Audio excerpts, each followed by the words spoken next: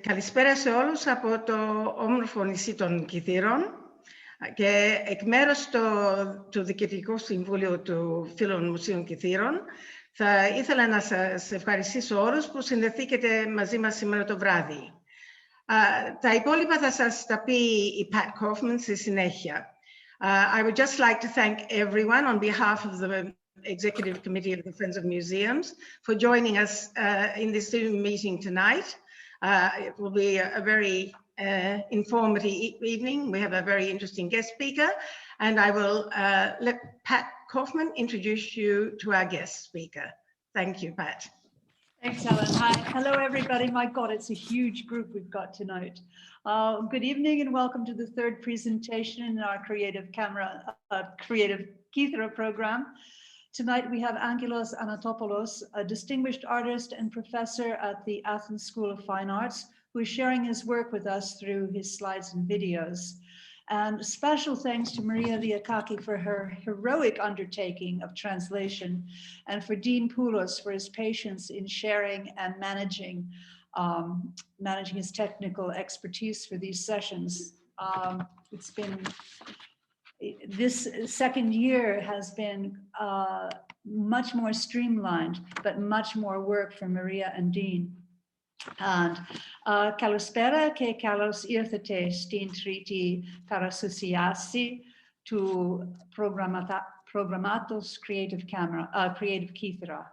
Απόψε έχουμε μαζί μας τον Άγγελο Αντωνόπουλο, διακεκριμένο καλλιτέχνη και καθηγητής της Ανώτατης Σχολείου Καλών Τεχνών της Αθηνάς.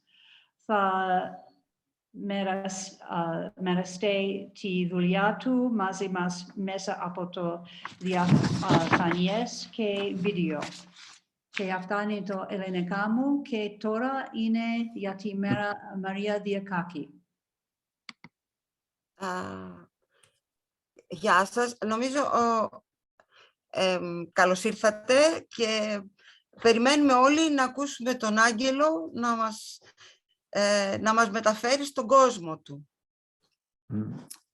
Να σας ευχαριστήσω και εγώ για την πρόσκληση, την πολύ ενδιαφέρουσα αυτή συνάντηση που οργανώνει η φίλη του Μουσείου Κιθήρων, την πρόεδρο, την αγαπητή Ελένη Τζορτζοπούλου, την Πατ Κάουφμαν που βοηθάει πάρα πολύ σε όλη αυτή την οργάνωση, στον Ντίν που έχει όλο το συντονισμό και φυσικά τη Μαρία τη Διακάκη, η οποία μοιραστήκαμε σκέψεις και θα κάνει την μετάφραση των λέξεων, των κειμένων και γενικά της κουβέντας που θεωρώ ότι θα αναπτυχθεί μέσα από αυτή την παρουσίαση. Δεν σας κρύβω ότι για μένα ήταν μια πρόσθετη δυσκολία να οργανώσω αυτή την παρουσίαση, γιατί στο κοινό το οποίο απευθύνομαι είναι ένα κοινό το οποίο θα έλεγα είναι μεικτό. Υπάρχουν μέσα εδώ συνάδελφοι που τους βλέπω, φοιτητές της σχολής, φίλοι του μουσείου. Έτσι λοιπόν προσπάθησα να σας δείξω ένα αρκετά μεγάλο κομμάτι της πορείας, χωρίς αυτό να σημαίνει ότι θα μένω πάρα πολύ σε περιοχές και σε σειρές έργων, έτσι ώστε να μην σας είναι κουραστικό και να δημιουργήσω με έναν τρόπο μία αφήγηση από την αρχή μέχρι το τέλος. Είναι σαν ένα ταξίδι, είναι σαν να παίρνουμε το πλοίο από τον Πειραιά για να κατέβουμε στα Κύθυρα. Υπάρχει και το ταξίδι μέσα σε αυτή την παρουσίαση, υπάρχουν και τα Κύθυρα, υπάρχει και η προσωπική μου διαδρομή. Μαρία, εσύ όποτε ξέρεις θα με σταματάς για να μπορέσεις να μεταφράσεις και να συνεχίσω. Ωραία. So I will try convey the meanings and the spirit of Angelos, which is a rather ambitious, I think, achievement for me. And so I would like to ask your patience and your understanding for my English and the way I'm going to try to explain and translate in English. So Angelos started by explaining how difficult it was for him to find the way to present his work to us, since it is a very big, long path he followed so far, and he's going to take us to a voyage. That's the way he's going to present this to us today. I will try to give you small summaries of what he is going to present, and if something is not clear, you could ask, and we could give more details, more explanation. Άγγελε. Ναι. Θα μιλήσω, πρωτού ξεκινήσω με την παρουσίαση των έργων, ποια είναι η σχέση μου με τα κύθυρα. Αυτή η σχέση ξεκινάει από τα μέσα της δεκαετίας του 70 και συνεχίζεται μέχρι σήμερα. Όπως είπα και στη Μαρία, πάντοτε η επιθυμία μας τα τελευταία χρόνια είναι να περνάμε όσο μπορούμε περισσότερο χρόνο στο νησί.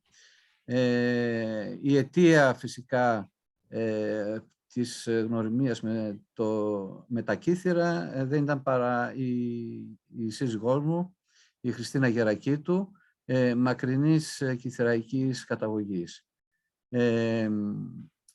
Έχει γίνει ο τόπος μας, έχει γίνει, θα λέγαμε, το σημείο αυτό που επιθυμούμε όλη η οικογένεια να βρισκόμαστε και το καλοκαίρι αλλά και όποτε μπορούμε.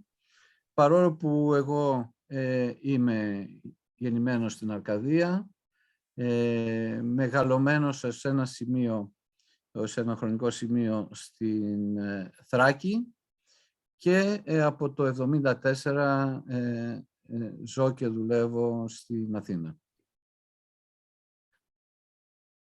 Μαρία, για σένα. Να πω εγώ. So, Angelos started by explaining his relation to the island. So he says, my relation with Kythira goes back to the late 70s. I came to the island because of my wife, who has a distant Kytherian origin. Today, my relation with Kythira develops an increasing desire for spending more time on the island. Άγγελε. Ωραία. Νομίζω ότι βλέπετε την πρώτη εικόνα. Ναι. Και δεν είναι τίποτε, είναι η θέα, όχι μόνο από το Διακόφτη. Είναι καθώς κατεβαίνουμε για να πάμε στο λιμάνι, κάτω είναι το Διακόφτη, όσοι δεν ξέρουν αυτή την τοποθεσία και τα κύθυρα, και απέναντι βλέπετε τα βουνά, ο Καβομαλιάς είναι η Πελοπόννησος. Είναι αυτή η θέα με το πλοίο της γραμμής, αν διακρίνεται, δεξιά το ναυάγιο, ένα γνωστό σημείο αναφοράς για το Διακόφτη, και κάτω τα σπίτια τα οποία σιγά σιγά πληθαίνουν τα τελευταία χρόνια. Θα ξεκινήσω αυτή την αφήγηση από το 86 και μετά. Έχουν προηγηθεί κάποια χρόνια που περιλαμβάνονται μέσα σε αυτά οι σπουδές μου στην Ανωτάτη Σχολή Καλλιτεχνών, η πρώτη μου ατομική έκθεση, και μετά ξεκινάει μία περιπέτεια η οποία θεωρώ έχει να κάνει με το πώς εγώ σκέφτομαι, μεγαλώνω μαζί με τα έργα και τη δουλειά μου φυσικά.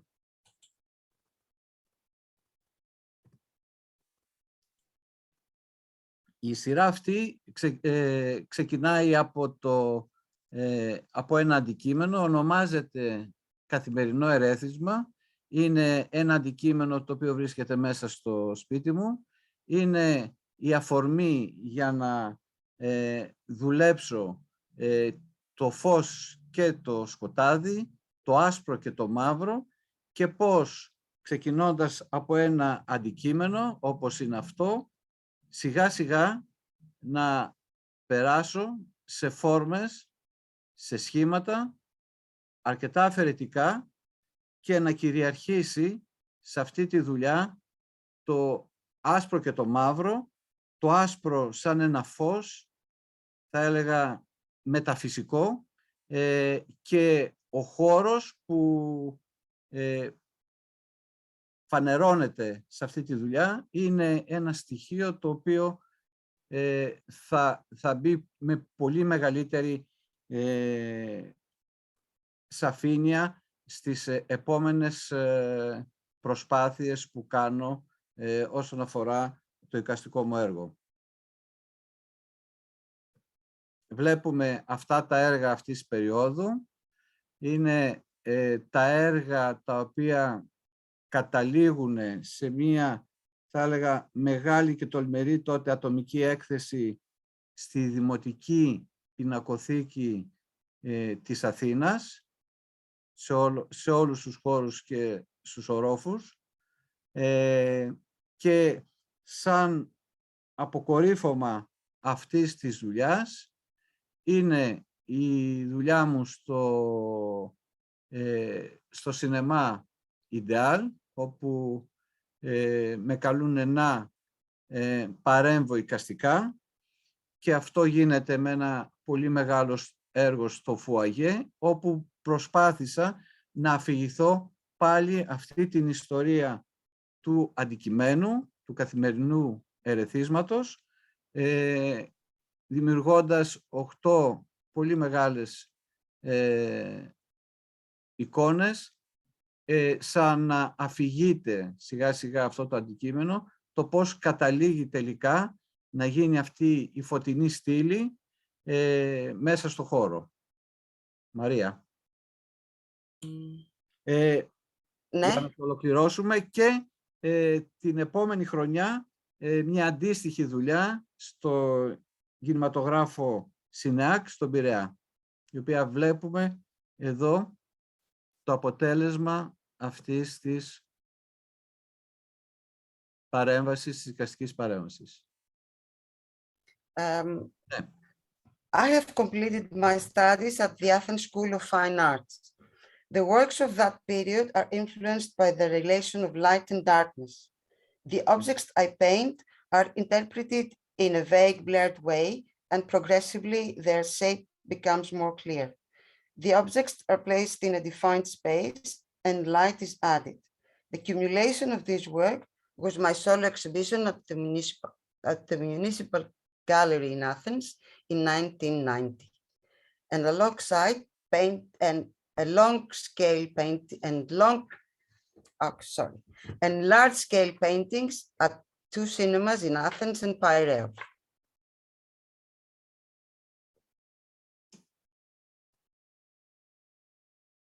Μαρία, εντάξει. Ναι.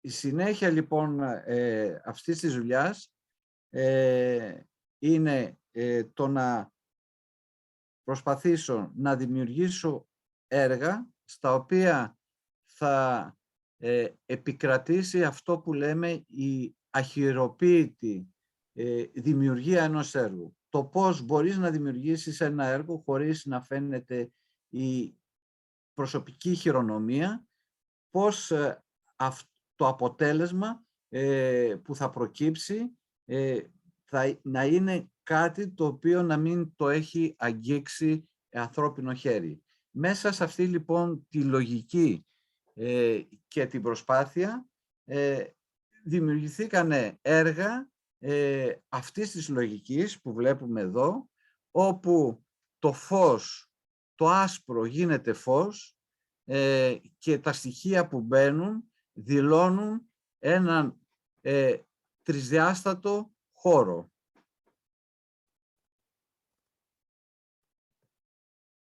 Το βλέπουμε σε αυτά τα έργα μεγάλων ή μικρών διαστάσεων, και στην πορεία ένα σημαντικό στοιχείο που ενσκύπτει μέσα στη δουλειά είναι η προσπάθειά μου να ερμηνεύσω τον άνθρωπο ως δοχείο. Ο άνθρωπος λοιπόν συλλέχτης.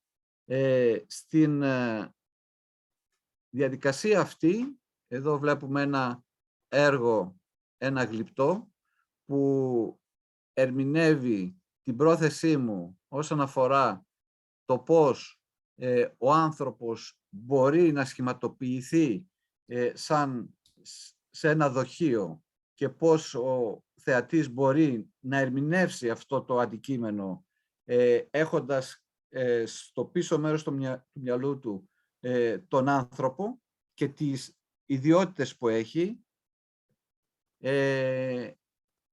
Αυτή η δουλειά που ξεκινάει το 1996 παρουσιάζεται για πρώτη φορά στην Art Athena, όπου εκεί η ζωγραφική των δύο διαστάσεων και τα γλυπτά που πρώτη φορά δείχνουν δημιουργούν ουσιαστικά την πρώτη μου εγκατάσταση.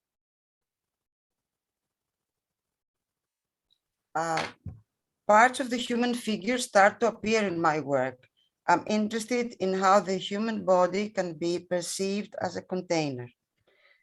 During the next period, three-dimensional works as well as sculpture increasingly appear. I experiment within various materials, and I'm interested in the way the sculptures are presented in the space. Αυτό. Ένα άλλο χαρακτηριστικό αυτής της περίοδου, το οποίο θεωρώ ότι με ακολουθεί ακόμα και σήμερα, είναι η προσπάθεια να δω μέσα από ένα αντικείμενο, να δω μέσα από μια οντότητα. Σε αυτή τη διαδικασία προέκυψαν τα έργα τα οποία η γραμμή λειτουργεί σαν το δομικό στοιχείο της εικόνας και ακολουθεί αυτό που είπα και προηγουμένως, το αχειροποίητο, η προσπάθεια δηλαδή να δείξω εικόνες οι οποίες έχουν γίνει με έναν τρόπο πραγματικά από μόνες τους. Βλέπουμε λοιπόν αυτά τα έργα όπου κυριαρχεί το σχέδιο, κυριαρχεί η δομή μιας κατασκευής. Θα λέγαμε ότι μας θυμίζουν σχέδια κατασκευαστικά, μηχανολογικά, μηχανισμούς, αλλά με μία προσπάθεια να φορτίσω αυτή τη γραμμή, να δώσω δηλαδή πνοή σε ένα σκληρό εργαλείο, όπως είναι το να σχεδιάζω με αυτή τη λογική, μέσα από τον τρόπο που θα βάψω με το πινέλο μου και θα σχεδιάσω και θα χρησιμοποιήσω το άσπρο. Γίνεται μια μεγάλη σειρά με αυτά τα έργα. Πάντοτε το φως είναι το κυρίαρχο στοιχείο, μέσα σε ένα μαύρο περιβάλλον. Έργα τα οποία πάντοτε αναφέρονται στην ερμηνεία του ανθρώπου σαν δοχείο. Εδώ βλέπουμε μία άποψη από το παλιό μου εργαστήριο, όπου όλα αυτά συνυπάρχουν και μέσα στην πορεία βγαίνω στο χώρο, βγαίνω στις τρεις διαστάσεις και αυτά τα σχέδια αρχίζουν και γίνονται τρισδιάστατα γλυπτά.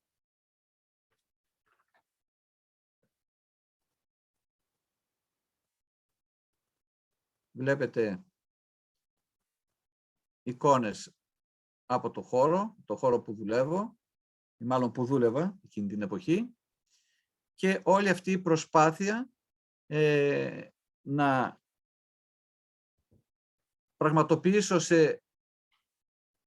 με υλικά πια και όχι με ζωγραφική αυτές τις φόρμες, όπως επίσης να αφήσω και τα ίχνη του σχεδίου που το βλέπετε σαν ένα στοιχείο εξωσκελετού, τα οποία ακολουθούν αυτές τις φόρμες. Η προσπάθεια δηλαδή να ξαναδώ τη δομή και το εσωτερικό με έναν διαφορετικό τρόπο.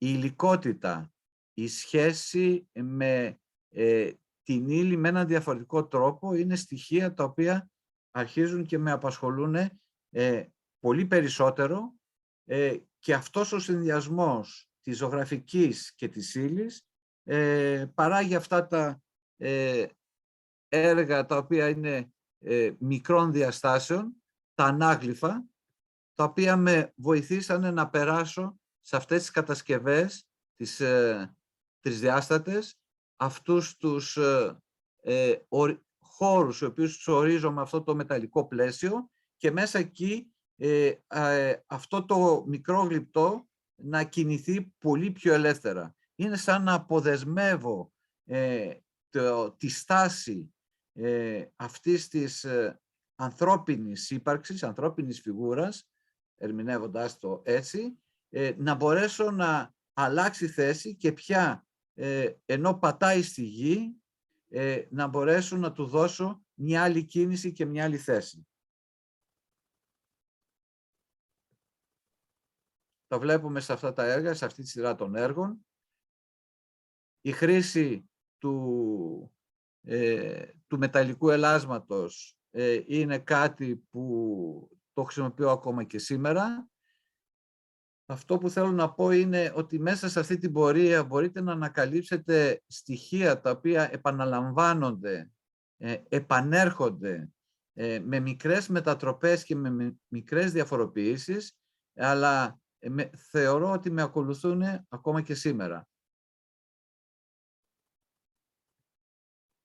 Και βλέπουμε πάλι αυτά τα γλυπτά, αυτό που είπα προηγουμένως με το σχέδιο, με το τρισδιάστατο πια σχέδιο που βγαίνει έξω από το γλυπτό, βγαίνει έξω από την ύλη, είναι σαν να σχεδιάζω με μια μαύρη πια γραμμή, ή εδώ ανοίγοντας αυτό το γλυπτό βλέπω μέσα το σκελετό, προσπαθώ να δω τη δομή του και αφήνω και στο θεατή να τη δει και να την ανακαλύψει. Εδώ με κάποιο άλλο υλικό. Εδώ το πόσο κλειστό μπορεί να είναι ένα τέτοιο σχήμα, το οποίο από τη μια μεριά πατάει και από την άλλη μεριά ξαναεπιστρέφει πάλι στη γη, χωρίς να αφήνει τη δυνατότητα επικοινωνίας.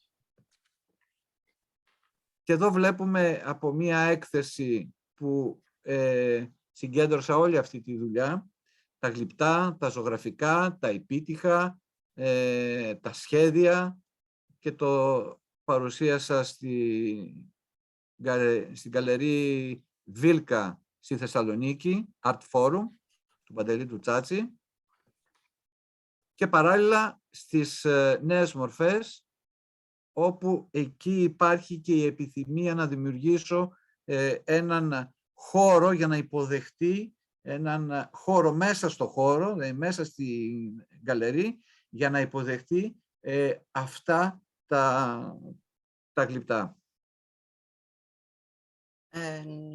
Και νομίζω σε αυτό θα σταματήσω για να ερμηνεύσει. Ωραία. I'm going to just underline with a few paragraphs what Angelos said.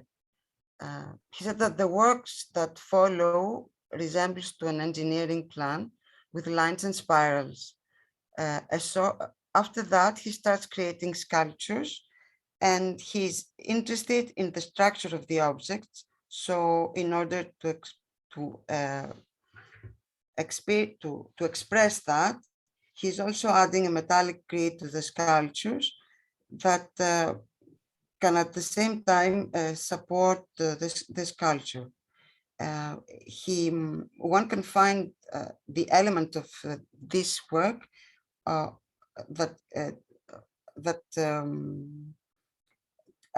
the elements of this work are present throughout the entire work until today. Ωραία. Εδώ βλέπουμε πάλι ένα τμήμα αυτής της δουλειάς που το παρουσίασα στη Σχολή Καλών Τεχνών, όπου σε αυτή την παρουσίαση μπαίνουν και τα πρώτα στοιχεία από μία άλλη πια, από έναν άλλον κόσμο, που είναι ο κόσμος του θράσματος, είναι ο προσωπικός μου κόσμος, είναι στοιχεία, φωτογραφίες, αντικείμενα, τα οποία τα αποσπώ από τον προσωπικό μου κόσμο, από τον οικογενειακό μου περιβάλλον, και αρχίζω και τα τοποθετώ αυτά, αφού τα επεξεργάζουμε ή ατόφια, αρχίζω και κάνω μικρές εγκαταστάσεις, επίτυχες μικρές εγκαταστάσεις. Η πρώτη μου απόπειρα είναι, και πιο ξεκάθαρη, είναι σε αυτή την παρουσίαση. Εδώ βλέπουμε αυτό που είπα και προηγουμένως, πώς στον τοίχο του εργαστηρίου μου τοποθετώ φωτογραφίες, Polaroid, θράψματα από κούκλες, μικρά αντικείμενα, προσπαθώντας να διερευνήσω τον δικό μου προσωπικό κόσμο, αυτό δηλαδή που συμβαίνει δίπλα μου στην καθημερινότητά μου. Αυτό είναι κάτι που είναι για μένα καινούριο, πρωτόγνωρο, και καταλήγω σε έργα όπως αυτό εδώ, όπου συμμετέχει όλα τα πρόσωπα της οικογένειας και φυσικά τα θράσματα από αυτά τα οποία οι κόρες μου μου δώσαν το δικαίωμα να τα πάρω και να τα ενθέσω μέσα σε αυτή την προθήκη ουσιαστικά. Έτσι λοιπόν ξεκινάει μία δουλειά όπου γίνομαι συλλέκτης θρασμάτων, αντικειμένων που έχουν να κάνουν κυρίως με το παιχνίδι. Θα τοποθετώ σε πλαίσια όπως τοποθετούμε πολύτιμα αντικείμενα και αυτά τα εκθέτω. Δημιουργώ προθήκες σαν να είμαι ένας συλλέκτης μελών. Το πόδι εξακολουθεί και είναι ένα από τα κυρίαρχα κομμάτια τα οποία ακόμα με απασχολεί, άρα και είναι στις επιλογές μου, αλλά και τα άλλα μέλη είναι σαν να προσπαθώ να τα ξαναδομήσω χρησιμοποιώντας αυτά τα μεταλλικά ελάσματα. Και φυσικά η συμμετοχή, όχι μόνο, δεν είμαι ο κυρίαρχος, θα έλεγα, της διαμόρφωσης και της οργάνωσης μιας εικόνας. Μπαίνω στη διαδικασία να οικειοποιηθώ σχέδια που τα κάνουν άλλοι. Εδώ είναι 8 παιδιά που μέσα σε αυτά είναι και οι κόρες μου, που σχεδιάζουν αυτό που είναι στο κέντρο, τον Μίκη και τη Μίνη, σαν ένα μνημείο, γίνεται για μια συγκεκριμένη έκθεση, και εγώ παίρνω τα μολύβια τους και τα εντάσσω επάνω στα σχέδιά τους. Άρα δεν χρειάζεται πια να κατασκευάζω εγώ όλα μου τα έργα, αλλά μπορώ να δανείζομαι μέσα εισαγωγικά, μπορώ να αποσπώ πράγματα τα οποία θεωρώ ότι μπορούν να ενταχθούν στην λογική του έργου ή του θέματος. Μαρία, θες να πεις μέχρι εδώ για να... Ναι. σε αυτό το έργο. In few sentences, the use of pre-existing objects and of fragments taken from my family and personal environment appear to my work. There are attempts of small-scale installations. Ωραία. Σε αυτό το έργο, που είναι μια πολύ μεγάλη εγκατάσταση, γίνεται για μια έκθεση στην Καλαμάτα με τίτλο «Εγκαταστάσεις». Εδώ υπάρχει ένα background το οποίο είναι μία εκτύπωση, μια πολλαπλή εκτύπωση, η οποία έχει γίνει από ένα έργο, θα λέγαμε, οικογενειακό. Ο καθένας έχει ζωγραφίσει πάνω σε μία επιφάνεια. Πήρα λοιπόν αυτό που ζωγραφίσαμε όλοι μαζί και οι 4 και το εκτύπωσα και πάνω εκεί τοποθέτησα αντικείμενα, εικόνες, φωτογραφίες, δημιουργώντας έναν κόσμο ο οποίος αναφέρεται στην οικογένεια, στα προσωπικά, θα λέγαμε, αντικείμενα τα οποία βιώνω μέσα από τη συνθήκη την οικογενειακή. Το βλέπουμε πλάγια για να δείτε ότι πάνω σε αυτή την επιφάνεια, στην επίπεδη επιφάνεια, υπάρχουν όλα αυτά τα αντικείμενα, τα οποία δεν τα έχω κάνει εγώ όλα, τα έχω πάρει όμως, τα έχω αποσπάσει από κάπου και τα έχω τοποθετήσει αυτούσια μέσα. Είτε είναι κείμενα, είτε είναι ζωγραφιές που έχουν κάνει κάποιοι άλλοι.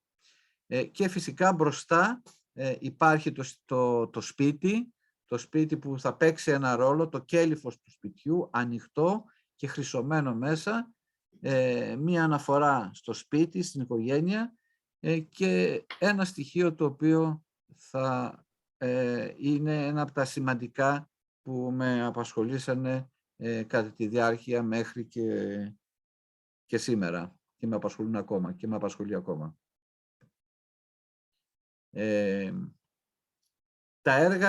Το έργο που είδαμε προηγουμένως και αυτό που βλέπουμε είναι έργα τα οποία δημιουργήθηκαν για κάποιες συγκεκριμένες θεματικές. Είναι εποχή που έχω σταματήσει να δουλεύω πάνω σε μια συγκεκριμένη ιδέα, η οποία δουλεύοντας την ολοκληρώνεις και την εκθέτεις, αλλά δουλεύω σε ένα μεγάλο χρονικό διάστημα, δούλεψα με έργα τα οποία γίναν για συγκεκριμένες θεματικές εκθέσεις. Ο προηγούμενος σας είπα ότι ήταν για μια έκθεση που έγινε στην Καλαμάτα, εγκαταστάσεις. Αυτό το έργο έγινε για την Πινελόπη Δέλτα, είναι το Ερμάριο Μνήμης, και είναι πρώτη φορά που χρησιμοποιώ την ανθρώπινη φιγούρα τόσο ξεκάθαρα και τόσο παραστατικά. Έτσι λοιπόν ξεκινάει μια άλλη σειρά έργων. Εδώ είναι για τα 100 χρόνια από τις Δεσποινίδες της Αβινιών, όπου θα έλεγα η ανθρώπινη φιγούρα αρχίζει και κυριαρχεί στη θεματική μου. Επίσης, όπως προηγούμενα, ασχολήθηκα με τα μέλη, είτε τα μέλη ήταν από θράσματα, από κούκλες σε παιχνίδια. Εδώ αρχίζω και χρησιμοποιώ ανθρώπινα μέλη, φυσικά εκμαγεία, στα οποία αρχίζει και με ενδιαφέρει πάλι αυτό, με έναν διαφορετικό τρόπο, πάλι αυτό που είπαμε στην αρχή, δηλαδή το τι υπάρχει μέσα από αυτό που βλέπω. Τι υπάρχει μέσα από μία επιφάνεια. Τι υπάρχει μέσα σε έναν άνθρωπο. Τι υπάρχει μέσα σε μία οντότητα.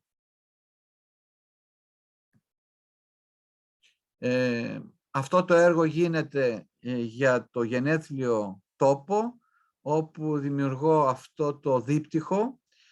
Από τη μία μεριά είναι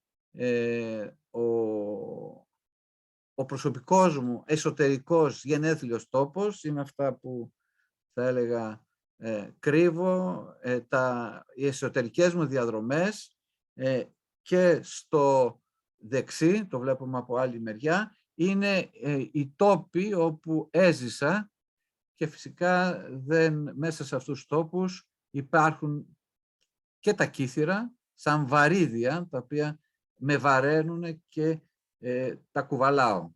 Το πλοίο εδώ, το ταξίδι, ήταν το πρώτο ταξίδι που φύγαμε από τον Πειραιά για να φτάσουμε στη Θράκη το θυμάμαι, παρόλο που ήμουν πάρα πολύ μικρός, οι διαδρομές μέσα στο σώμα, οι προσωπικές διαδρομές με το στομάχι, με κομμάτια, θράσματα από το σώμα, από την εσωτερική ανθρώπινη δομή, ένα ρούχο κρεμασμένο και φυσικά συναντάμε το σπίτι σαν ένα στοιχείο το οποίο απορρέουν και καταλήγουν αυτά που ξεκινάνε από εκεί σε μένα.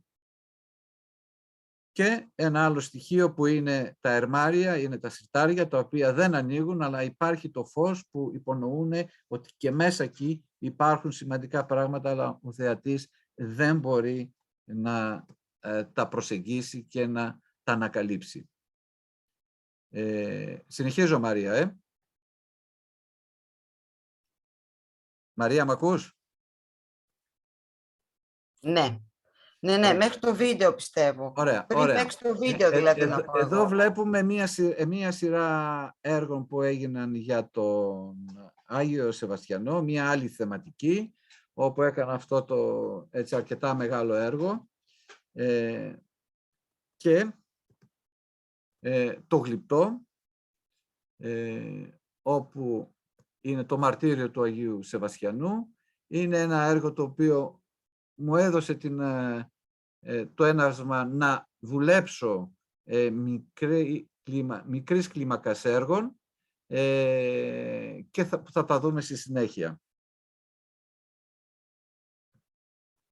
Είναι το Πάσχον Σώμα, ένα γλυπτό το οποίο αιωρείται μια μικρή φιγούρα στο κέντρο, η οποία κρεμιέται από όλα αυτά τα σύρματα που από τη μία μεριά το πληγώνουν και από την άλλη μεριά το συγκρατούν να μην καταρρεύσει.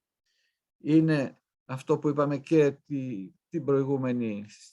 στο προηγούμενο έργο όσον αφορά τα μεταλλικά στοιχεία, όπου το συναντάμε πολύ συχνά στη δουλειά μου. Η Ωραία Γαλάτια, μια προσέγγιση όσον αφορά την ιστορία της Ωραίας Γαλάτιας, με όλα αυτά τα μετρήματα, όλα αυτά τα στοιχεία του σχεδίου που υπάρχουν πάνω στο σώμα και φυσικά τα μεταλλικά στοιχεία που την συγκρατούν, αλλά συγχρόνως την πληγώνουν.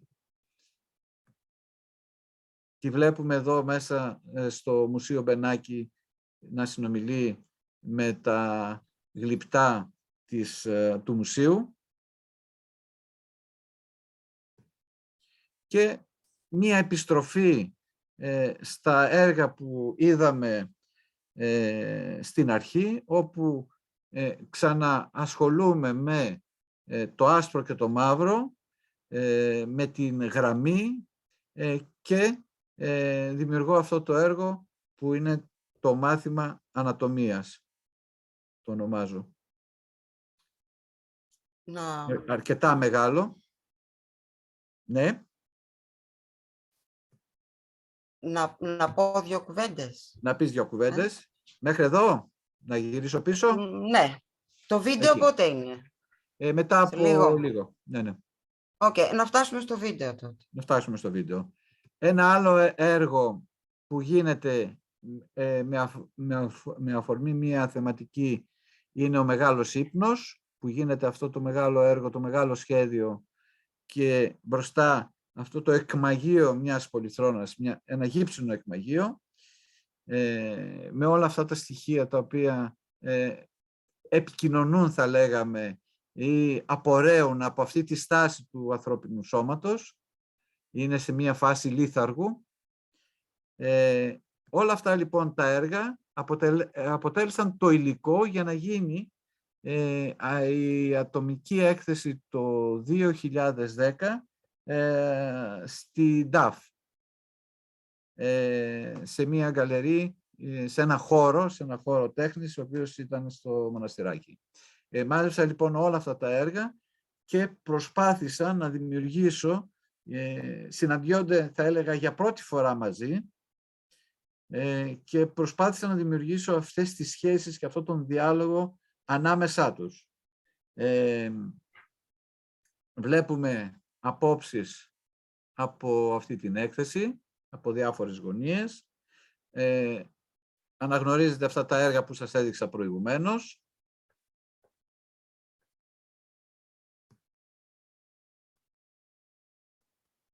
Εδώ μπορείτε να δείτε λίγο και τα μεγέθη, την κλίμακα.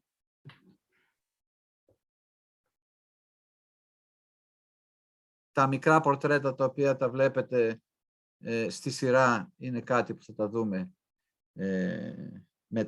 μετέπειτα. Και εδώ ένα έργο το οποίο ήταν το πρώτο αυτής της σειράς, όπου υπάρχει το στοιχείο της κατάρρευσης,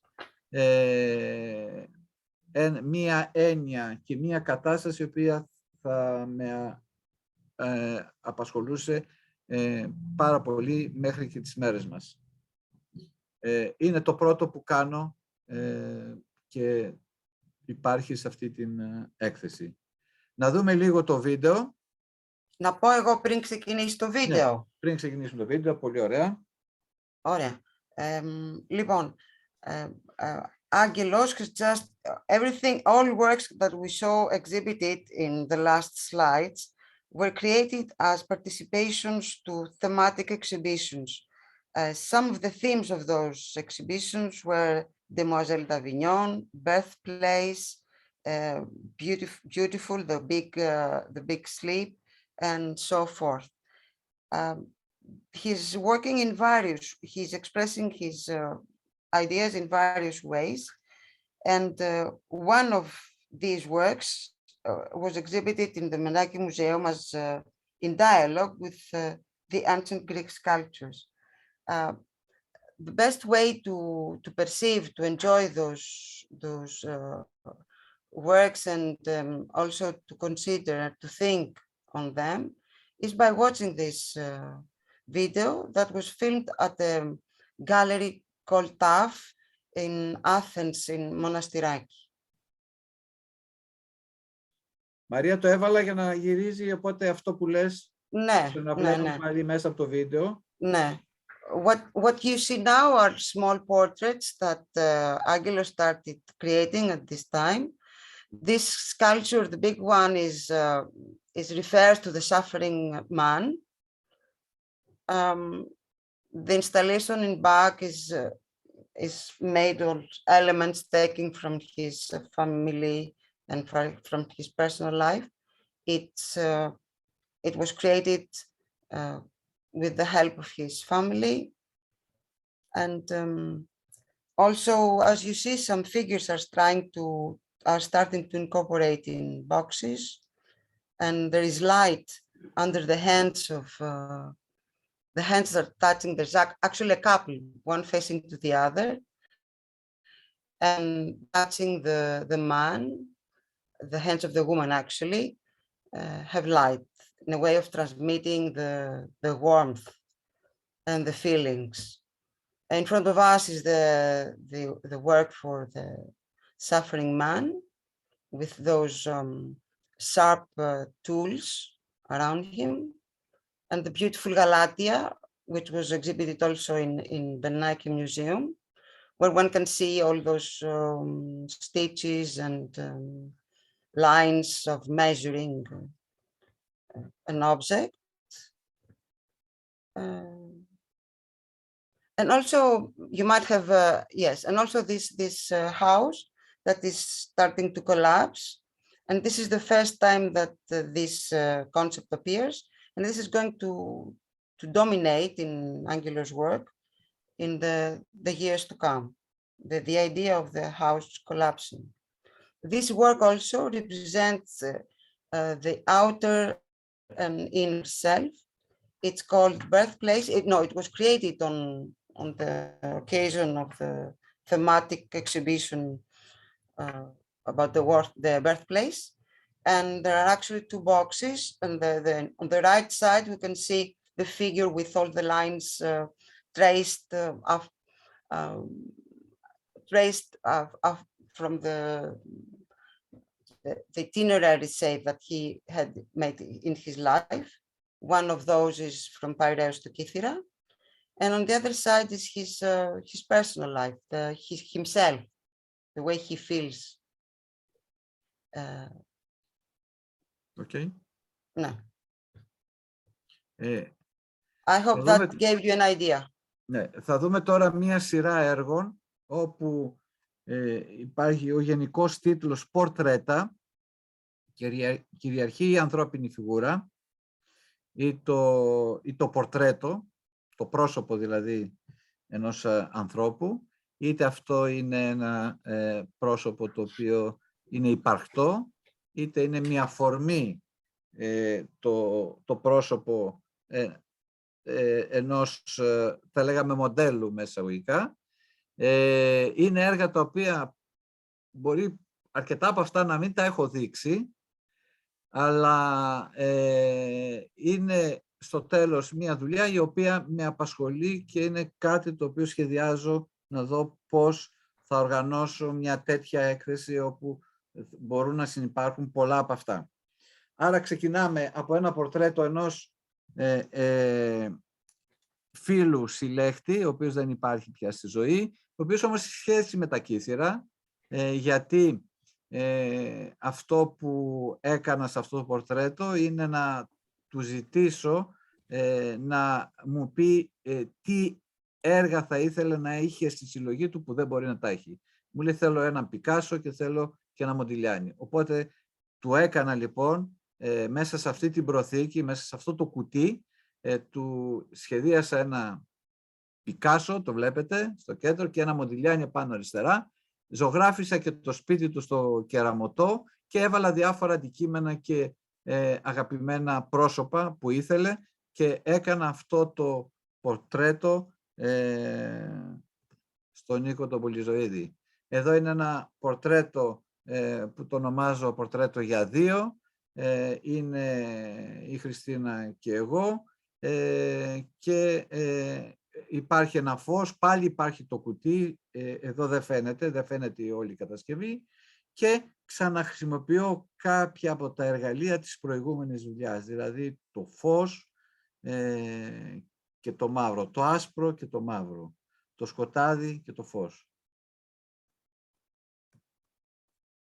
Πάλι τα στοιχεία τα ανατομικά.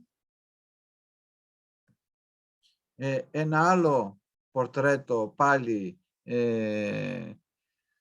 υπαρκτών προσώπων, όπου χρησιμοποίησα στοιχεία από την προηγούμενη δουλειά, τα οποία τα ενσωμάτωσα μέσα στα σώματα, σαν αγωγή επικοινωνίας και τα κάλυψα με υγρό γυαλί πάνω σε μια ξύλινη ζωγραφισμένη επιφάνεια.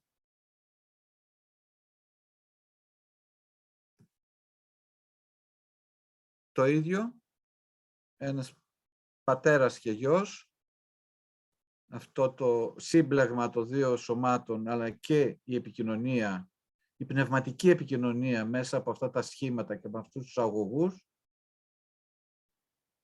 είναι επίπεδα έργα, δεν είναι τρισδιάστατα και ξεκινάει μία σειρά από μικρά πορτρέτα, τα ονομάζω μικρά πορτρέτα, δεν λόγω των διαστάσεων. Είναι πορτρέτα τα οποία ξεκίνησαν με αφορμή έργα που είδα κυρίως στη Φλωρεντία και επηρεασμένα από πορτρέτα της αναγέννησης και κυρίως της πρώιμης αναγέννησης. Αυτό είναι, θα έλεγα, η αφορμή. Το υλικό που χρησιμοποιώ είναι πάλι θράσματα από κούκλες, από παιδικά παιχνίδια και κυρίως από Μπάρμπι. Το λέω κυρίως από Μπάρμπι γιατί η Μπάρμπι είναι ένα παιχνίδι το οποίο είναι πολυπαιγμένο, υπάρχει σχεδόν σε όλα τα σπίτια τα ελληνικά και θεωρώ ότι επηρεάζει την αισθητική που τα μικρά παιδιά αντιλαμβάνονται σχέσεις και ομορφιά. Έτσι λοιπόν είναι μια τέτοια προσπάθεια να δημιουργήσω αυτά τα πορτρέτα, τα οποία θα τα περάσω έτσι λίγο γρήγορα, μέσα στο κλίμα αυτό που είπα προηγουμένως της αναγέννησης και ιδιαίτερα της πρώιμης, προσπαθώντας να μεταφέρω την ατμόσφαιρα, αλλά και συγχρόνως να δημιουργήσω, καταλήγω δηλαδή να δημιουργήσω δύσμορφες εικόνες, θα έλεγα μέσα εισαγωγικά άσχημες, με σώματα με κομμένα μέλη, με τρύπες, με επεμβάσεις με αιχμηρά εργαλεία, όπως επίσης και περίεργες εικόνες, όπως είναι αυτά τα έργα που κυριαρχεί το άσπρο, που βλέπουμε πάλι στοιχεία από την πολύ πιο παλιά μου δουλειά, αυτές τις Χουάνες, η Φακή. Εδώ βλέπουμε μια ομάδα από αυτά τα έργα.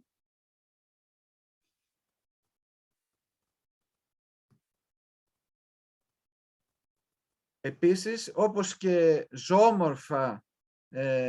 ζωόμορφες φιγούρες, ανθρώπινες φιγούρες, βλέπουμε μία από αυτές.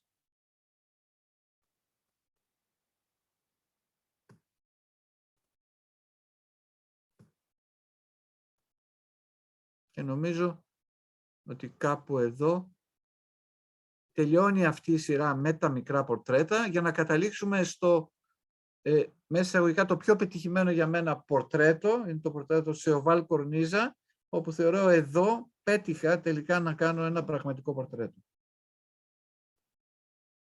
Αποτελείται από μέλη,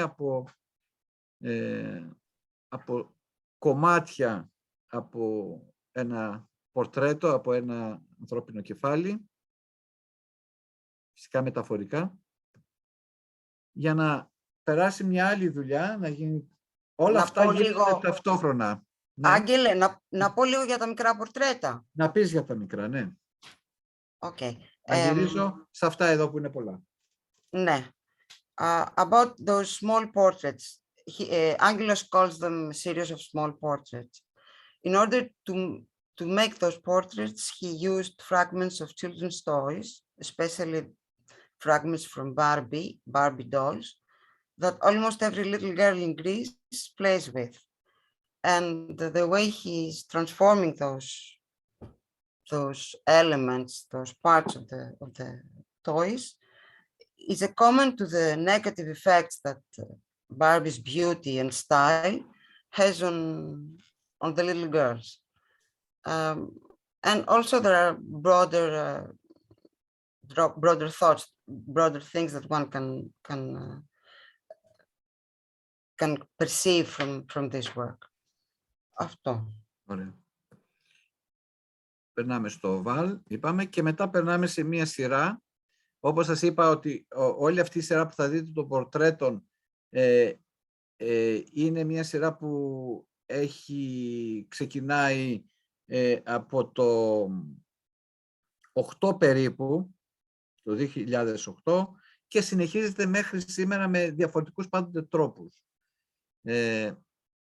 Βλέπουμε αυτό μια καινούργια, θα έλεγα, απόπειρα να προσεγγίσω το πορτρέτο είναι ότι χρησιμοποιώ αυτό το κουτί, αυτό είναι ένα τριζάστατο κουτί, όπου μέσα υπάρχουν όλα αυτά τα στοιχεία, τα ανάγλυφα, τα οποία ή τα παίρνω, τα αποσπώ από κάπου και τα τοποθετώ, ή δημιουργώ τέτοιες κατασκευές, και στην επιφάνεια υπάρχει η αναφορά στο σχέδιο, στη γραμμή με μεγάλη ακρίβεια, μία σχέση ανάμεσα σε αυτό που ενδεχομένως υπάρχει μέσα σε έναν εικονιζόμενο άνθρωπο και σε αυτό που εμείς βλέπουμε.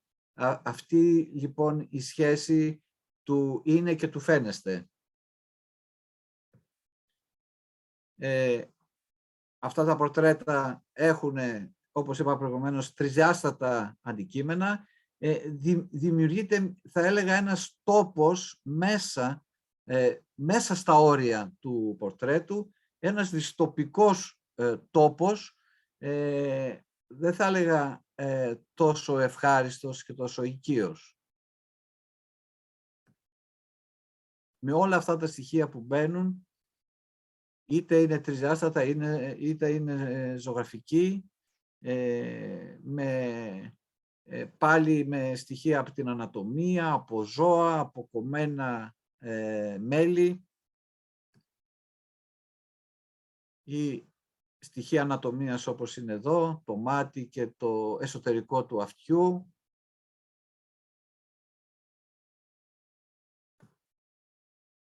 Επίσης,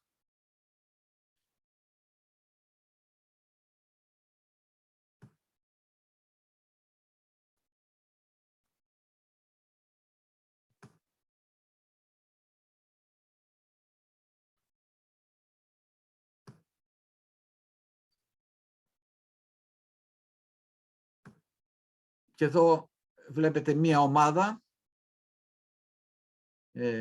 έργων και η οποία κάποια στιγμή θα είναι το υλικό μιας καινούριας έκθεσης.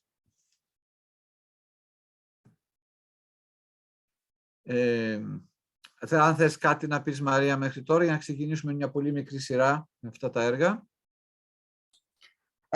About the works we just saw, the portraits, there are portraits where the human figure is incorporated, and within the defined outline of the figure, Angelos incorporates three-dimensional objects, and the whole is placed in a box.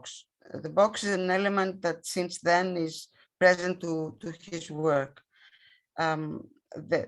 The way the portrait that he creates is not, it doesn't give a beautiful, a nice feeling. Usually it's a dystopia.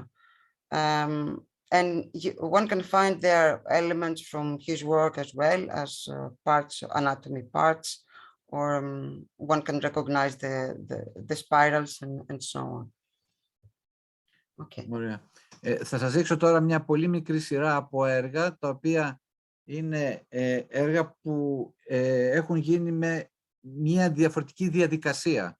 Και αυτή η διαδικασία ποια είναι? Είναι συλλογή κάποιων αντικειμένων, κάποιων εικόνων, κάποιων τρισδιάστατων στοιχείων, τα οποία κάποια στιγμή αυτά τοποθετούνται μέσα σε ένα πλαίσιο, όπως είναι το πλαίσιο ενός στελάρου, προσπαθώντας να δημιουργήσω μικρές ιστορίες, μικρές αφηγήσεις. Εδώ θα μπορούσαμε να πούμε πολλά πράγματα σε σχέση με την νεκρή φύση, γιατί είναι ο τίτλος του έργου. Μπορούμε να μιλήσουμε για τους φλαμανδούς που κάνουν τις νεκρές φύσεις, για στοιχεία τα οποία ενδεχομένως υπάρχουν και μιλούν για τη ζωή και για το θάνατο, αλλά θα τα περάσουμε έτσι λίγο γρήγορα. Εδώ πάλι είναι ένα έργο που προσπαθώ να δημιουργήσω έναν διάλογο ανάμεσα σε αυτή τη φιγούρα που βλέπετε, που είναι μια γυναικεία φιγούρα, που είναι σαν να βλέπει στο βάθος αυτή τη βάρκα η οποία κινδυνεύει ουσιαστικά, και επισημαίνω μέσα με ένα γυαλί, με ένα φακό, το πρόσωπο που ουσιαστικά απευθύνεται και την ενδιαφέρει. Μπορεί να είναι ο άντρας της, μπορεί να είναι το παιδί της. Αυτή όλη η ανησυχία. Είναι η μητέρα, η μάνα, η γυναίκα που περιμένει και ανησυχεί για τον άντρα της και το παιδί της. Εδώ επίσης η κρίνη της ζωής, πως δύο στοιχεία ready-made ουσιαστικά μπορούν να δημιουργήσουν μία ατμόσφαιρα και ένα διάλογο. Αυτό έχει γίνει για μία έκθεση που αναφερόταν στην Coca-Cola, σαν πηγή ζωής, αν είναι λίγο έτσι σκοπτικό. Και εδώ μέσα από υλικά τα οποία μαζεύω από το διακόφτη, από τα κύθυρα, δηλαδή θυμάρι και πυλό από τη θάλασσα, γιατί έχει πυλό η θάλασσα μέσα σε ένα σημείο, δημιούργησα αυτό το έργο και έβαλα αυτόν τον άνθρωπο επάνω σε αυτά τα ξύλινα, μέσα σε εισαγωγικά, μακριά πόδια. Είναι σαν να θέλει να αποδράσει, σαν να βλέπει, να θέλει να φύγει για κάπου μακριά. και μία σύνθεση όπου ένα έτοιμο αντικείμενο, όπως είναι αυτό το background, ένα κέντημα που δείχνει αυτό τον κήπο, δημιουργώ και εγώ αυτά τα όντα, αν μπορούμε να τα πούμε έτσι, τα οποία μπορούμε να τα συναντήσουμε μέσα σε αυτή την αυλή των θαυμάτων. Με τα τρισδιάστατα αυτά στοιχεία. Και το τελευταίο έργο αυτής της σειράς που δείχνω είναι πώς ένας καβάς, ένας πίνακας πεταμένος στα σκουπίδια, που δείχνει ένα καράβι που ταξιδεύει ή έρχεται ή φεύγει, δεν ξέρω, μάλλον μπορεί και να έρχεται ή να φεύγει. Παίρνοντας λοιπόν εγώ αυτό το απομεινάρι, το τρισδιάστατο απομεινάρι μιας βάρκας, ενός καραβιού, δημιουργώ την αφήγηση ανάμεσα σε αυτό που μπορεί να ταξιδέψει και αυτό το οποίο έχει μείνει πια στη στεριά, είναι ασαπίζει, καμένο και χωρίς πια να έχει τη δύναμη να κάνει αυτό το ταξίδι που βλέπουμε που κάνει το καράβι. Φυσικά το έχει ζωγραφίσει κάποιος άλλος.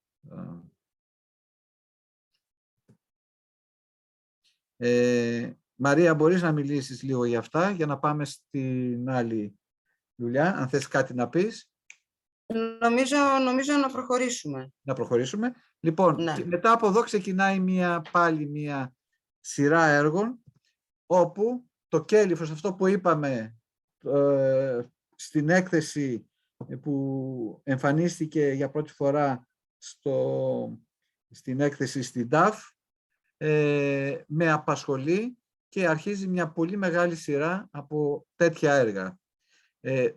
Το αρχιτεκτονικό κέλυφος, το σπίτι, είτε με τη μορφή ενός πύργου, είτε ενός κανονικού σπιτιού, το οποίο καταραίει, λιώνει, αλλά δεν διαλύεται, γιατί όλα αυτά τα μεταλλικά στηρίγματα το συγκρατούν σε μια λεπτή ισορροπία. Θα τα περάσουμε λίγο γρήγορα. Άγγελε, να πω λίγο πάνω σε αυτό. Ναι, καθώς περνάω, μπορεί να μιλήσει. Ναι. The concept that's behind those work is the house as a domain that is slowly collapsing due to some reasons. They might be political, economical, it might be because of the decisions, the choices that are made by powers other than the Greek state. And this metallic grid does not actually keeps in place these collapsing houses, and in a way doesn't let them collapse entirely. A bit like a comment to what the European Union, the role that the European Union played during the crisis in the life of the Greek country. Okay. Ευχαριστώ. Συνεχίζουμε αυτή τη σειρά και μέσα στην όλη διαδικασία που αφορά το κέλυφος εσωματώνονται και αντικείμενα, όπως είναι αυτά τα μικρά αγαλματάκια που εμείς τα ονομάζουμε μπιμπελό. Είναι μια παράλληλη σκέψη που γίνεται, που αφορά τις Μπάρμπι. Γιατί και αυτά γίνανε πρότυπο μιας αισθητικής η οποία στις δεκαετίες, ιδιαίτερα μετά τον πόλεμο, αυτή επικράτησε στα ελληνικά σπίτια. Κάθε σπίτι είχε τον μπιμπελό, είχε δηλαδή όλες αυτές τις εικόνες, οι οποίες θεωρώ έπαιξαν ένα ρόλο στην προσπάθεια να πιστούμε ότι είμαστε Ευρωπαίοι ή θέλοντας και εμείς να γίνουμε Ευρώπη, πολλές φορές αφήνοντας στην άκρη πράγματα που αφορούν και έχει γεννήσει η δικιά μας η κουλτούρα.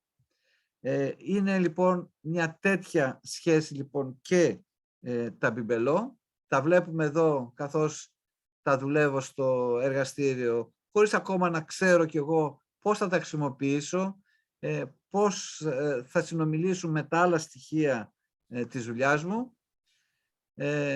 Ξαναμπαίνει το στοιχείο του μεταλλικού στηρίγματος, του θράσματος, γιατί τα περισσότερα από αυτά τα που παίρνω είναι σπασμένα ή σπάνε ή τα σπάω. Οπότε τα συμπληρώνω και εγώ προσπαθώντας να ολοκληρώσω αυτές τις φόρμες, οι φόρμες οι οποίες και αυτές έχουν αυτή τη ρευστότητα.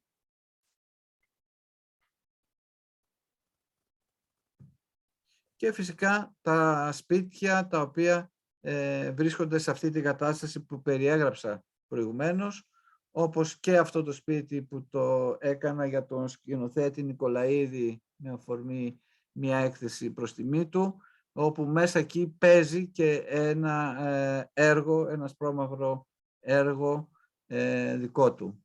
Το βλέπουμε από κάποιους καθρέφτες οι οποίοι αντανακλούν την οθόνη και μπορεί ο θεατής να δει στιγμιότυπα, κομμάτια από την ταινία. Βλέπουμε άλλες κατασκευές, είναι φωτογραφίες μέσα από το εργαστήριο. Βλέπουμε το εργαστήριο μέσα με όλες αυτές τις κατασκευές, τα σύρματα, όλα αυτά που στηρίζουν ή αιωρούνται πάνω από το ταβάνι. Όλες αυτές οι κατασκευές που είναι έτοιμες να λιώσουν οι περισσότερες και να καταρρεύσουν. Δημιουργείται ένα δίκτυο με όλες αυτές τις γραμμές, σαν ένα σχέδιο ουσιαστικά, που συγκρατούν αυτούς τους μαύρους όγκους. Τα υλικά είναι πλαστικά, είναι PVC ή χαρτί και όλα αυτή η γυαλάδα που βλέπετε στα έργα πάνω είναι μολύβι. Αφού γίνει όλη η κατασκευή, μετά παίρνω ένα μολύβι και αρχίζω σιγά σιγά και καλύπτω αυτές τις επιφάνειες με το γραφίτι που αφήνει ένα μολύβι. Εδώ βλέπουμε μία άλλη άποψη.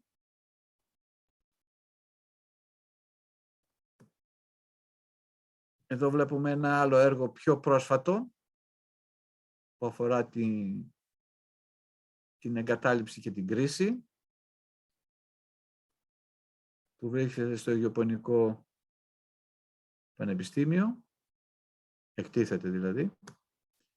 Και καθώς περνάει ο χρόνος και πληθαίνουν, όπως είδατε μέσα στο εργαστήριο, όλα αυτά τα γλυπτά, αυτή η σκέψη που υπάρχει είναι πώς αυτά θα τα παρουσιάσω, τι αφήγημα θα δημιουργήσω και τι αίσθηση μου και τι εικόνες μου δημιουργούν ή συναισθήματα μου φανερώνουν.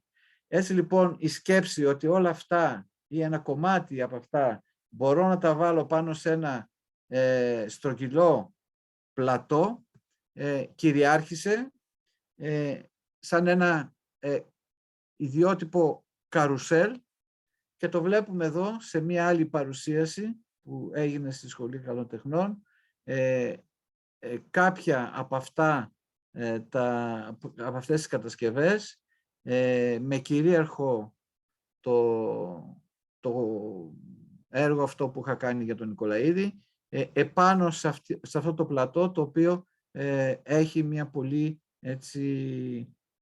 απαλή κίνηση, αργή κίνηση, μαζί με τα έργα που πλαισιώνουν αυτή την παρουσίαση. Το βλέπουμε πάλι.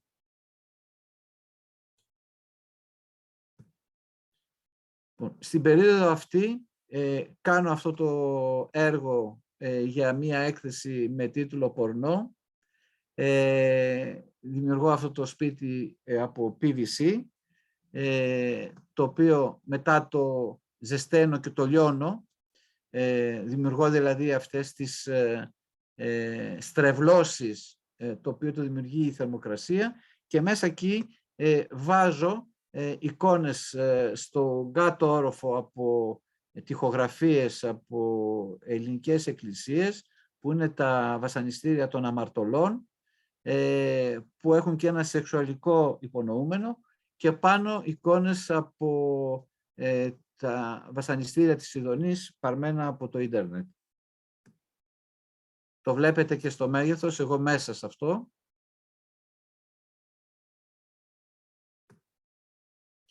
Και η σκέψη η οποία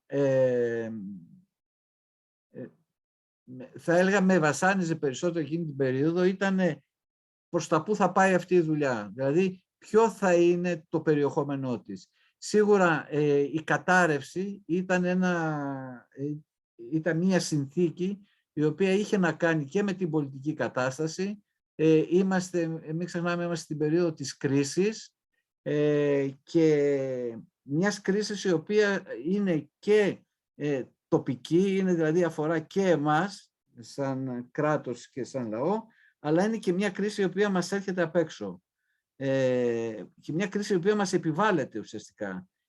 Έτσι λοιπόν η ρυθμολογία των κτηρίων, τα οποία είναι κτίρια της κεντρικής Ευρώπης, ήταν πολύ κοντά σε αυτό το αφήγημα, σε αυτή την ιστορία που ήθελα να πω. Αλλά από την άλλη μεριά το gothic στοιχείο που αυτά τα έργα εξέμπευαν δεν ήθελα να παρασύρουν το θεατή σε ιστορίες και σε παραμύθια για δράκους και για πρίγκιπες και για πριγκιποπούλες. Ήθελα λοιπόν τα κτίρια αυτά, το κέλυφος αυτό, να αποκτήσει έναν χαρακτήρα αναγνωρίσιμο. Και τι πιο αναγνωρίσιμο εκείνη την εποχή, να ασχοληθώ με την Ελληνική Βουλή. Αυτό λοιπόν είναι το πρώτο έργο που κάνω, βάζοντας σε αυτό το ημισφαίριο την Ελληνική Βουλή, η οποία αρχίζει και λιώνει, αρχίζει και καταραίει. Είναι η εποχή με τους αγανακτισμένους, με τη μεγάλη ένταση που επικρατεί, οικονομική δυσπραγία, τα προβλήματα που αντιμετωπίσαμε και αντιμετωπίζουμε μέχρι σήμερα. Ένα σχόλιο σε όλη αυτή την κατάσταση. Άρα αποκτάει δηλαδή η δουλειά μου με αυτά τα έργα έναν πιο ξεκάθαρο πολιτικό περιεχόμενο. Το βλέπουμε από μία άλλη άποψη και θεωρώ ότι αυτό το έργο, η Βουλή των Ελλήνων, έτσι όπως την έχω κατασκευάσει, είναι πολύ πιο κοντά στο να περιγράψει αυτή την κατάσταση. Είναι ένα έργο που το είχα εκθέσει στην Art Αθήνα, σε μια ομαδική έκθεση που είχε οργανώσει η Άρτεμις Ποταμιάνου, με αυτή τη θεματική. Και υπάρχει ο καθρέφτης, ο οποίος μέσα από τον καθρέφτη βλέπεις την όψη της Βουλής έτσι όπως την γνωρίζουμε, καθώς τη βλέπουμε από το Σύνταγμα. Η Βουλή αυτή στηρίζεται σε αυτά τα μεταλλικά ελάσματα, τα οποία και τη στηρίζουν, αλλά βλέπετε πάνω στην κορυφή και την πληγώνουν. Αποκτά δηλαδή το Κοινοβούλιο μία σωματικότητα. Είναι κάτι το οποίο θα το συναντήσουμε σε έργα της επόμενης περίοδου. Βλέπετε τον κόσμο και δεν σας κρύβω τις αντιδράσεις όταν ήταν μπροστά. Βλέπετε εδώ η κυρία αυτή έχει ένα χαμόγελο έτσι ειρωνικό κιόλας, έτσι βγάζει. Και το σημαντικό, ότι όταν πας να δεις αυτό το έργο, καθρεφτίζεσαι και εσύ μέσα στον καθρέφτη, δηλαδή γίνεσαι και εσύ συμμέτοχος στο ό,τι έχει συμβεί στη χώρα μας. Το βλέπουμε από μία άλλη άποψη και το βλέπουμε από τον καθρέφτη, την άποψη, την όψη που δεν την έχω πειράξει. Ένα άλλο πάλι σχόλιο που έχει ένα πολιτικό περιεχόμενο είναι αυτό το έργο που το έκανα για την έκθεση που έγινε στη Κωνσταντινούπολη. Το ονομάζω «Η Απέναντι» και είναι αυτή η σχέση ανάμεσα στον ελληνικό και στον τουρκικό λαό, αυτή το πώς ο ένας προσπαθεί να καπελώσει τον άλλον, θα έλεγα, γιατί υπάρχει το φέση το οποίο φοράω εγώ στην κορνίζα, μέσα στην κορνίζα, και η Αγία Σοφιά, η οποία έρχεται να καπελώσει ουσιαστικά και σαν ιδέα και σαν αυτό που μεταφέρει, σαν σύμβολο, το φέση που παραπέμπει στην Τουρκία. Ένα έργο το οποίο έχει να κάνει με το έργο το προηγούμενο, και αυτό το έργο βρίσκονται στην Εθνική Πινακοθήκη. Αυτό είναι ένα έργο που κάνω για το οποίο το ονομάζω η αυτοπροσωπογραφία μου. Είναι όλος αυτός ο κόσμος, όλα αυτά τα στοιχεία που θεωρώ ότι με κατατρέχουν, υπάρχουν ή προσπαθώ να τα εκφράσω. Έτσι, όλα αυτά τα πράγματα που πολλές φορές είναι ασυνάρτητα, είναι χωρίς αρχή και χωρίς τέλος. Για να πάμε σε ένα μικρό βίντεο, το έχω μικρύνει, όπου θα δούμε, και εκεί μπορεί και η Μαρία να μιλήσει παρόλο που έχει μουσική, για να δούμε λίγο αυτά τα έργα με τον τρόπο που ένας σκηνοθέτης, ο Τάντος, τα προσέγγισε, τα κινηματογράφησε, και πώς ένα έργο μπορούμε να το δούμε με έναν διαφορετικό τρόπο μέσα από ένα διαφορετικό μέσον. Πράγμα που ο θεατής συνήθως δεν μπορεί να τα προσεγγίσει. Ας το δούμε. Έχω βάλει την πολύ σύντομη βερσιόν για να μην σας κουράζω κιόλας. Now we're going to watch a video filmed at the School of Fine Arts of Athens. It's an exhibition of Vangelos, where all the works that we have were just presented to us are viewed in a different way, from a different point of view.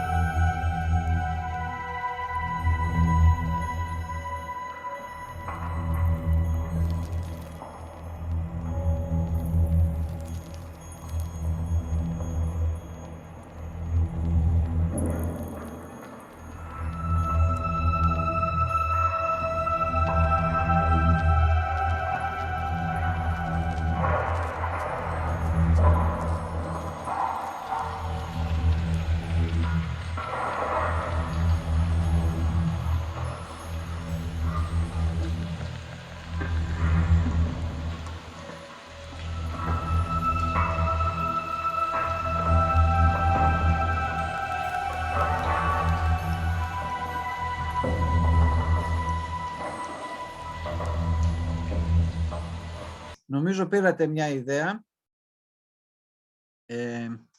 Με ακούτε, Μαρία? Ναι, εγώ ακούω, μια χαρά. Ωραία. Έχουμε λίγο χρόνο ακόμα. Ο χρόνος μας πώς πάει? Νομίζω ότι εξαντλείται. Λίγο να το... Το συντομεύσουμε, ναι. Ναι. Ένα άλλο, μία άλλη παρουσίαση η οποία μου έδωσε το ερέθισμα να εντάξω το στοιχείο του χώρου ακόμα περισσότερο, αλλά και της σκιάς, είναι η έκθεση που έγινε στο Γυαλί Τζαμί στα Χανιά. Θα το δούμε πολύ σύντομα. Θα δούμε πάλι το καρουσέλ και θα το δούμε σε ένα πολύ μικρό βίντεο και αυτό, το πώς η σκιά γίνεται στοιχείο σημαντικό του έργου και της κατασκευής και πώς αναπτύσσεται μέσα στο χώρο, καταλαμβάνει δηλαδή χώρο, ακόμα και οι θεατές γίνονται στοιχεία του έργου. Here, this is exposed at the in Chania, at the Moscow Yali Jami, and here you can see the element of the shadow, how it is added, how it is integrated in the work, in the installation. Και από εδώ, για να πάμε να δούμε την εφαρμογή αυτή στην έκθεση στην Art Αθήνα, μία εγκατάσταση μέσα σε ένα σκοτεινό δωμάτιο με τίτλο «Περί τυφλότητας». Εδώ βλέπουμε τώρα, έχω αφήσει το Ελληνικό Κοινοβούλιο και έχω πιάσει το Γερμανικό, είναι το Reichstag. Είναι η εποχή που όλες οι αποφάσεις που παίρνουμε εδώ στην Ελλάδα πρέπει να περάσουν από το Γερμανικό Κοινοβούλιο για να εγκριθούν, ακόμα και μία πρόσληψη ενός υπαλλήλου, και σχολιάζω την εξουσία και με αφορμή αυτό που βιώνουμε, και μαζί με το Reichstag βάζω και τα πρόσωπα της εξουσίας, που είναι αυτά τα τρία που βλέπετε μέσα στο σκοτάδι, που είναι φωτογραφίες, θα τις δούμε και με φως ημέρας, όπου φαίνονται μόνο τα κολάρα και τα μάτια τους.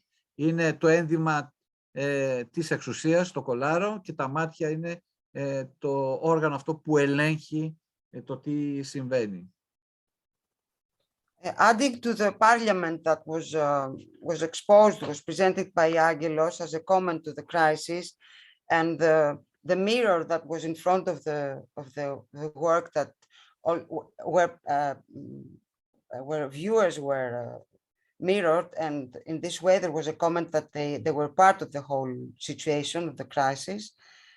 In addition to that, and Angelos is commenting also the political crisis and economical crisis by presenting the Reichstag, the representation of Reichstag, with the portraits of the black portraits, as he says, of the politicians, with the white colors as a sign of power. Ωραία. Βλέπετε από κοντά λίγο την επεξεργασία, και αυτό είναι μια φωτογραφία. Περνάμε σε ένα άλλο έργο που είναι αρκετά συγγενικό, δεν χρειάζεται να το αναλύσω ιδιαίτερα, που ονομάζεται το Μετέωρο. Είναι αυτό το σπίτι το οποίο είναι μετέωρο μέσα σε αυτό το χώρο, με όλα αυτά τα πορτρέτα. Για να πάμε σε ένα άλλο έργο, το οποίο γίνεται με αφορμή τα 100 χρόνια από την Οκτωβριανή Επανάσταση, όπου εδώ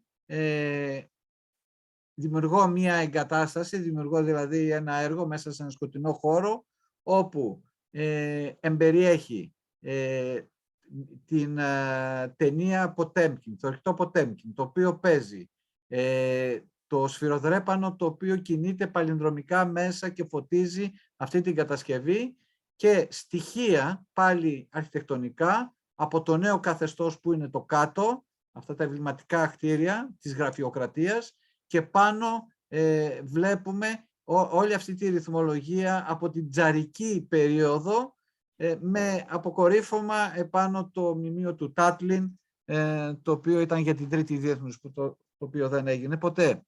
Θα το δούμε λίγο, το βλέπουμε σε φωτογραφίες. Βλέπετε κάτω το πρόσωπο εδώ που είναι από την ταινία. Εντάξει.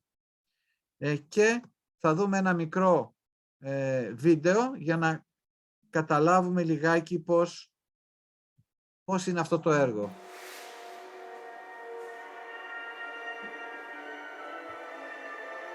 This work was created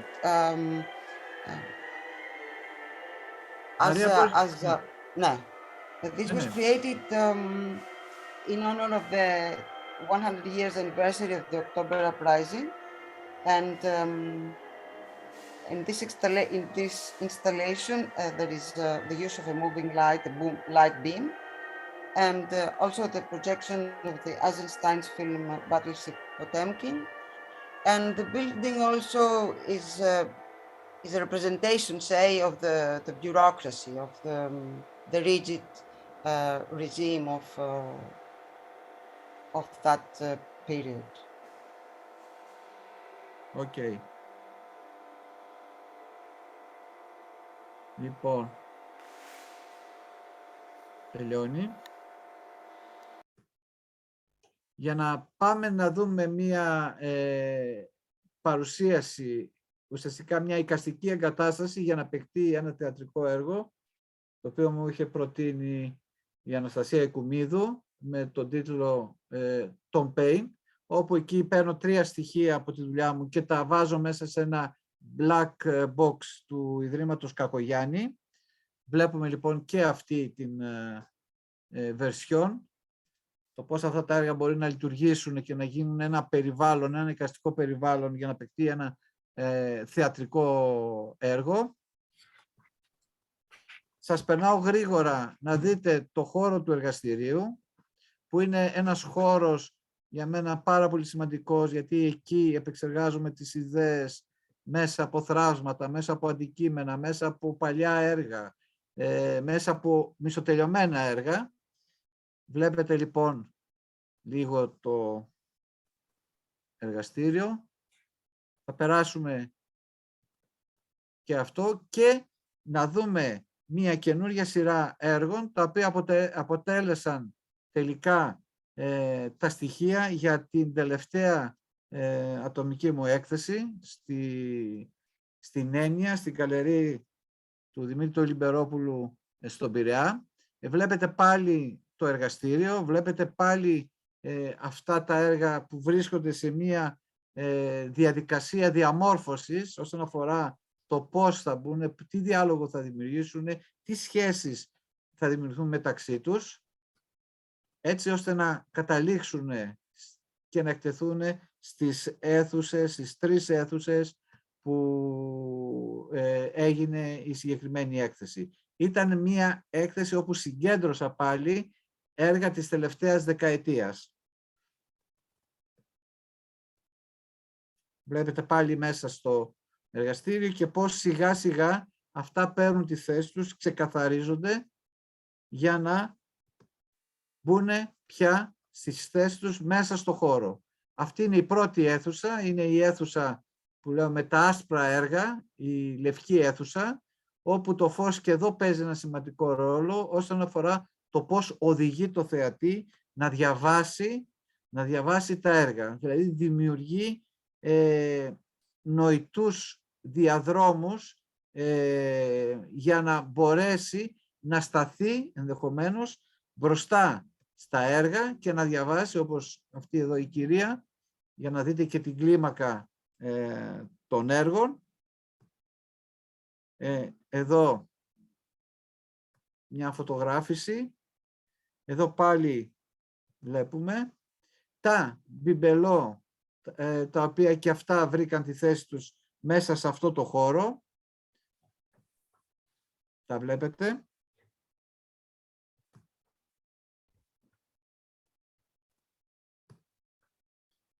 Προθήκες οι οποίες τοποθετούνται όλα αυτά τα θράσματα, όλος αυτός ο θραυματικός κόσμος. Και εδώ θα δούμε τώρα ένα μικρό βίντεο 2 λεπτά για να δείτε λίγο το χώρο και να δείτε πώς το φως παίζει ένα σημαντικό στοιχείο στην αφήγηση αυτής της αίθουσας. Θα δείτε ένα φως το οποίο κυκλοφορεί μέσα, κινείται και αυτό, όπως κινούνται και αυτά τα πλατό που είναι τοποθετημένα τα έργα. Επίσης οι σκιές παίζουν ένα σημαντικό ρόλο.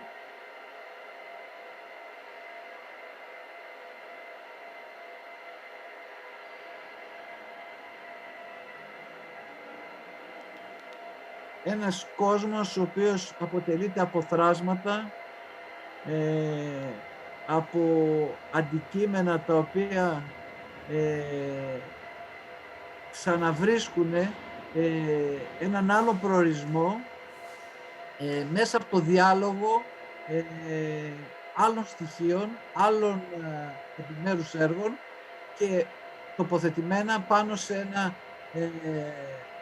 έναν τόπο, όπως είναι αυτό το μεγάλο τύπου καρουσέλ, το οποίο κινείται με έναν τέτοιο τρόπο που ο θεατής τις περισσότερες φορές παραμένει ακίνητος, περιμένοντας να αποκαλυφθεί αυτό που έρχεται μπροστά του. Βλέπουμε το φως που κινείται μέσα και παρακολουθεί όλη την αίθουσα, κινείται στους τοίχους και στα έργα πάνω, και ο χώρος που είναι οι προθήκες με τα μικρά μπιμπελό.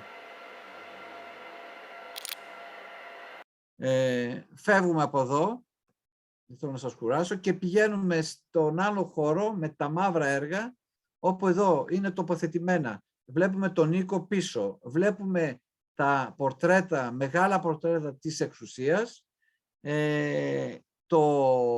το μετέωρο, βλέπετε ο τρόπος που έχουν τοποθετηθεί και ο τρόπος που ο θεατής προσεγγίζει ή τα έργα προσεγγίζουν το θεατή, είναι σαν να σου έρχονται επάνω σου. Εδώ βλέπουμε την άποψη της αίθουσας. Δεξιά είναι το μόνο επίτυχο έργο. Το βλέπουμε εδώ. Και ένα έργο το οποίο υπάρχει στην αίθουσα που είναι η Νύφη. Είναι έργο το οποίο μία σειρά, η ιδέα αυτού του έργου είναι κάτι που με απασχολεί τον τελευταίο καιρό. Θα το δούμε και με έναν διαφορετικό τρόπο. Για να περάσουμε πάλι στη μαύρη αίθουσα, όπου εδώ ξανασυναντάμε το Reichstag, την άσπρη βουλή, η οποία δεν άντεξε να είναι άσπρη και καταραίει μαυρισμένη και λιωμένη. Τα 100 χρόνια από την Οκτωβριανή Επανάσταση, σαν κεντρικό έργο, και το καινούριο έργο αυτής της σειράς, που είναι ο Λευκός Οίκος, που έγινε με αφορμή, θα λέγαμε, την αλλοπρόσαλη πολιτική του Τραμπ εκείνη την περίοδο. Και έκανα ένα έργο το οποίο ουσιαστικά σχολιάζει όλη αυτή την κατάσταση αυτής της μεγάλης υπερδύναμης και ιδιαίτερα του Προέδρου της. Το βλέπουμε This εδώ. refers to United States superpower, White House, Donald Trump and the Twitters. Για κάποιους The αυτή η σκιά που υπάρχει από κάτω κάτι τους θυμίζει.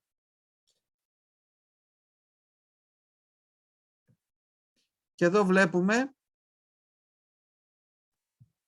από κοντά αυτό το έργο, το οποίο κρύβει και αυτό μία έκπληξη.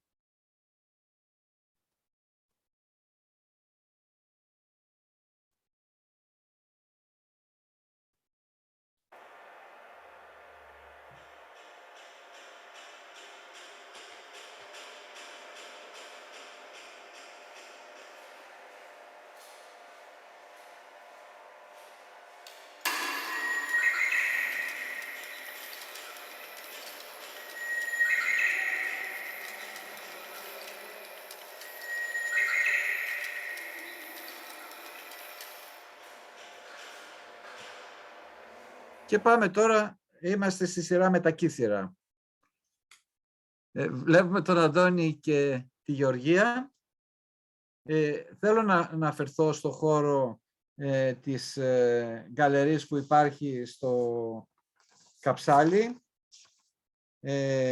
που την λειτουργεί έτσι με πολύ πάθος η Γεωργία και τη στηρίζει ο Αντώνης. Εδώ είμαστε στην Art Θεσσαλονίκη. Είναι μια προσπάθεια που έκανε η γκαλερί να πετάξει πέρα από τα όρια των Κιθήρων. Βλέπουμε τα έργα της Αλίκης, της Μαρίας, του Ρόκου. Στην γκαλερί αυτή εκθέτω κι εγώ κατά διαστήματα, σχεδόν κάθε καλοκαίρι, να μην πω ψέματα, με έργα τα οποία τα δείχνω πολλές φορές για πρώτη φορά. Άρα επιλέγω αυτή την γκαλερί να δείξω και να δοκιμάσω τα έργα μου σε σχέση με την επικοινωνία με το κοινό, αλλά και με τους ανθρώπους του νησιού. Εδώ βλέπουμε από τα εγγένεια τα περσινά που συμμετείχαν αρκετοί έτσι, φίλοι καλλιτέχνες. Επίσης έργα που έχω κάνει κατά καιρούς που αναφέρομαι, υπάρχει αναγνωρίσιμη αναφορά μου στο νησί. Εδώ βλέπουμε το φρούριο, βλέπουμε τη χώρα και κάτω κάποια στοιχεία από την προσωπική μου δουλειά και όλα αυτά μαζί δημιουργούν μία σύνθεση και ένα σύμπλεγμα μέσα από τις γραμμές και από το άσπρο μαύρο. Εδώ πάλι επηρεασμένος από την αρχιτεκτονική του νησιού, παίρνω κομμάτια, τραύσματα και κάνω ένα καινούριο τοπίο, εκμεταλλευόμενος ότι μπορώ σαν ζωγράφος να πάρω και τον όρμο των αντικιθήρων και το φανάρι και να το βάλω και αυτό μαζί μέσα. Το βλέπουμε εδώ σε αυτό το σημείο. Άρα για μένα τα κύθυρα είναι ένας τόπος, θα έλεγα, ο οποίος μου γεννά ιδέες. Εδώ βλέπουμε αυτά τα έργα που έδειξα για πρώτη φορά, που αφορούν τα 200 χρόνια από την Ελληνική Επανάσταση. Είναι με τον τίτλο Φιλέλληνας. Εδώ είναι το μνημείο ενός αγωνιστή με όλα τα θράσματα κάτω από τον πολιτισμό και από την κουλτούρα μας, το οποίο το παρουσίασα και αυτό πρώτη φορά στα Κύθυρα. Και εδώ το τελευταίο έργο που έκανα, που το έδειξα στην Γκαλερία Άλμα στην Αθήνα, που πάλι και αυτό έχει αναφορά στα 200 χρόνια της Επανάστασης, είναι το έργο αυτό και έχει σχέση με τα κύθυρα, γιατί θα δείτε ότι και σε αυτό το έργο χρησιμοποιώ τη φωτογραφία του Φατσέα, ενός μικρού που είναι ντυμένος τσολιάς, και δημιουργώ έναν διάλογο ανάμεσα στο μέλλον και στο παρελθόν, αλλάζοντας τους χρόνους. Είναι ένα έργο το οποίο μπορώ να σας το εξηγήσω, αλλά βιαζόμαστε αυτή τη στιγμή. Θα το βλέπουμε, το ονομάζω «Τρία σκαλοπάτια». Και εδώ είναι ένα έργο το οποίο συνυπάρχουν πολλά και διαφορετικά στοιχεία. Το καινούριο στοιχείο είναι αυτό το δεξιά, αυτό το γλυπτό, το οποίο έχει και ένα ηχητικό στοιχείο. Αναφέρεται στους μετανάστες και ιδιαίτερα στις γυναίκες οι οποίοι αφήνουν τον τόπο τους, στα σπίτια τους και προσπαθούν να βρουν έναν καινούριο τόπο. Αυτό μοιάζει σαν το νικάμπ, που είναι ένα φόρεμα, μια φορεσιά που χρησιμοποιούν στη Μέση Ανατολή και στα αραβικά κράτη. Τα πίσω τα πορτρέτα πάλι της εξουσίας που βλέπουμε. Η Βουλή πάλι, δηλαδή μπήκαν όλα αυτά τα στοιχεία μαζί σε μια έκθεση που έγινε πάλι στην Art Θεσσαλονίκη πριν από μερικά χρόνια. Βλέπουμε το έργο αυτό απομονωμένο από το περιβάλλον. Είναι ένα ξύλινο κλουβί. Πάνω σε ένα ξύλινο κλουβί έρχεται και φοριέται αυτό το φόρεμα, αυτή η ενδυμασία, θα έλεγα καλύτερα. Και εδώ το βλέπουμε αυτό το έργο στο ΕΜΣΤ, στο Εθνικό Μουσείο Σύγχρονης Τέχνης, από τα θεωρήματα, μια έκθεση που έγινε, όπου συνομιλεί με ένα βίντεο, το οποίο όλοι που είσαστε στα Κύθυρα αναγνωρίζετε, το καραβάκι αυτό το οποίο προσάραξε σχεδόν μπροστά από το σπίτι που έχουμε στο Διακόφτη, και μου έδωσε την αφορμή να σκεφτώ αυτό το κομμάτι της μετανάστευσης και ιδιαίτερα τις πιο ευάλωτες περιπτώσεις, κατηγορίες όπως είναι τα παιδιά και οι γυναίκες, και έκανα αυτό το βίντεο, στο οποίο παρακάλεσα το Χάικ, τον ξέρετε, τον Γιαζισιάν, να μου τραγουδήσει ένα μυρολόινα νούρισμα ακαπέλα. Το έκανε με πολύ μεγάλη ευχαρίστηση. Το εσωμάτωσα λοιπόν σε αυτό το τετράλεπτο βίντεο. Θα το δούμε πολύ λίγο και με αυτό θα κλείσω την παρουσίασή μου.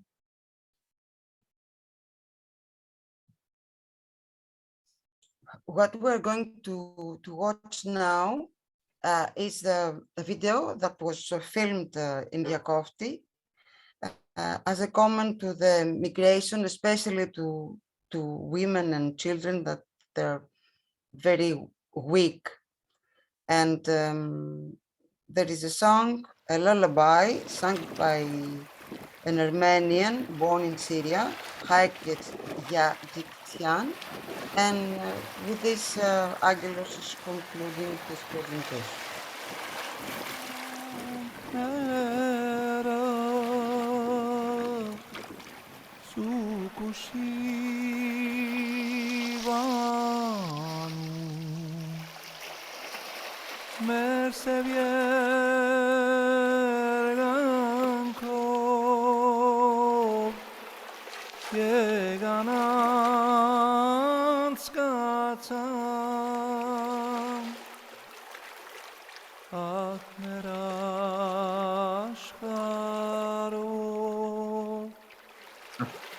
Αυτό που θέλω να πω είναι ότι στο βάθος υπάρχει το καράβι της γραμμής και υπήρξε έτσι μια ευτυχή συγκυρία, τραβώντας αυτό το πλάνο, τυχαία να περάσει και αυτό χωρίς να το έχω προγραμματίσει, αλλά όταν είδα μετά τα βίντεο, γιατί έχω πάρα πολλά βίντεο, να επιλέξω αυτό το οποίο δημιουργεί υπάρχει αυτή η αλληγορία του ταξιδιού και το τέλος του ταξιδιού για κάποιους άλλους.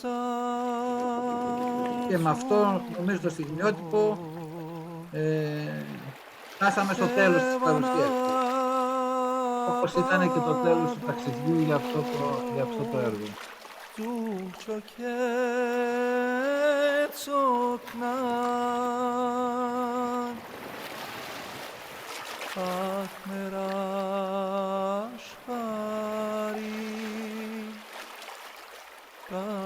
Ο Ντίν μπορεί να μας βγάλει τώρα.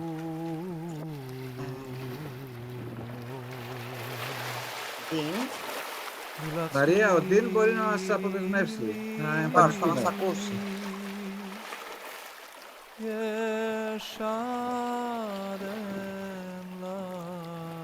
Ελένη μου. Ναι, εδώ είμαι. Άγγελε, ευχαριστούμε πάρα πολύ. Είναι κάτι πάρα πολύ ιδιαίτερο. Ήταν μια άλλη άποψη των καλλιτέχνων των Κιθήρων. Σε ευχαριστούμε πάρα πολύ. Νομίζω μπορούμε να ανοίξουμε τις ερωτήσεις. Όποιος θέλει να κάνει κάποια ερώτηση, νομίζω είναι πρόσεκτος. Would anyone like to ask any questions? Αυτό που έχω να πω εγώ είναι, πιστεύω να μην ήταν η παρουσίαση κουραστική. Προσπάθησα πραγματικά να βάλω σε αυτή την παρουσίαση αρκετές δεκαετίες δουλειάς, να μην είναι όμως αποσπασματικά και θραυσματικά όπως είναι πολλές φορές τα έργα μου, αλλά να μπορέσετε να κατανοήσετε λιγάκι τον τρόπο που σκεφτόμουν και τον τρόπο που σκέφτομαι και βλέπω τα πράγματα. Αυτή η πορεία δεν είναι μόνο μία πορεία ενός δημιουργού που κάνει έργα, είναι, θεωρώ, μία πορεία ενός ανθρώπου που σκέφτεται μαζί με τα έργα του. Και αυτό είναι το σημαντικό και αυτό, αν θέλετε, εγώ, είναι το δικό μου προσωπικό κέρδος. Ότι μαζί με τα έργα μεγαλώνω κι εγώ, βελτιώνομαι, μεγαλώνω, σκέφτομαι με έναν διαφορετικό τρόπο. Παναγιώτη, για σένα τα λέω αυτά. Νομίζω μας προβλημάτισες όλους. Ενώ είσαι χαρούμενος άνθρωπος, εμένα με έπεισα λίγο στην κατάθλιψη σήμερα. Τα πολιτικά, τις οικονομικές κρίσεις, τα πιάσες όλα τα θέματα. Είναι αυτά τα καθημερινά μας, δυστυχώς, έτσι. Αλλά περιμένω το happy period. When's the happy period coming? Ναι, αυτό μου το λένε, ενώ είσαι γενικά ένας άνθρωπος αρκετά χαρούμενος, δεν μπορώ να πω ότι ευδιάθετος. Στα έργα βγαίνει κάτι άλλο, είναι ένας άλλος κόσμος ουσιαστικά, που αν θέλεις με ισορροπεί. Είναι κάτι δικιά μου ισορροπία. Και είναι πολλές φορές οι σκέψεις μου, είναι ο τρόπος που σκέφτομαι. Και δεν μπορούμε να σκεφτόμαστε πάντοτε έτσι βαριά και θλιμμένα. Αυτά τα κρατάμε για προσωπικές στιγμές. Εντάξει. Αφορά εμάς. Δεν αφορά το διπλανό μας. Εντάξει, αλλά από την άλλη μεριά δεν μπορώ και να μην το δείξω αυτό, δηλαδή να μην το εκθέσω. Και πολύ πετυχημένα, σίγουρα. Ελπίζω. Στις σκέψεις. Να προσθέσω, μπορώ να μιλήσω λίγο στο δάσκαλο. Γεια σου, Άγγελε. Γεια σου, Αλήθεια. Λοιπόν, μ' άρεσε πάρα πολύ η παρουσίαση και η αρχή και η διαδικασία και πώς εξελίσσονται τα πράγματα. Αυτή διαπιστώνω η έννοια των αντιθέτων, δηλαδή του μέσα και του έξω, και στο σώμα μας, το ανθρώπινο σαν μέλος, και το αποσπασματικό και η ενότητα. Και αργότερα, ας πούμε, με τα χρόνια πηγαίνεις πάλι από το ανθρώπινο στοιχείο στο κοινωνικό, στο πολιτικό γίγνεσθε, όπου και εκεί πάλι υπάρχει το θράψμα, μέσα σε μια άλλη μορφή, και αυτά τα πράγματα συνομιλούν συνέχεια και λειτουργούν σαν, πώς να σου πω, έτσι το νιώθω εγώ, σαν να υπάρχουν τρελές πιέσεις, να πιέζουν από παντού, από έξω προς τα μέσα, από μέσα προς τα έξω, από πάνω προς τα κάτω. Δηλαδή, μια κατάσταση η οποία είναι εν δυνάμει και έχει μια δυναμική που δεν σταματάει. Ακόμα και το αποσπασματικό και τα μέλη του σώματος έχουν μία βαρύτητα φοβερή, δηλαδή, δεν ξέρω.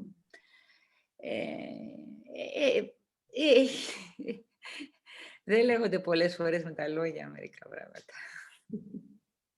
Ευχαριστώ, Αλίκη. Να είστε καλά.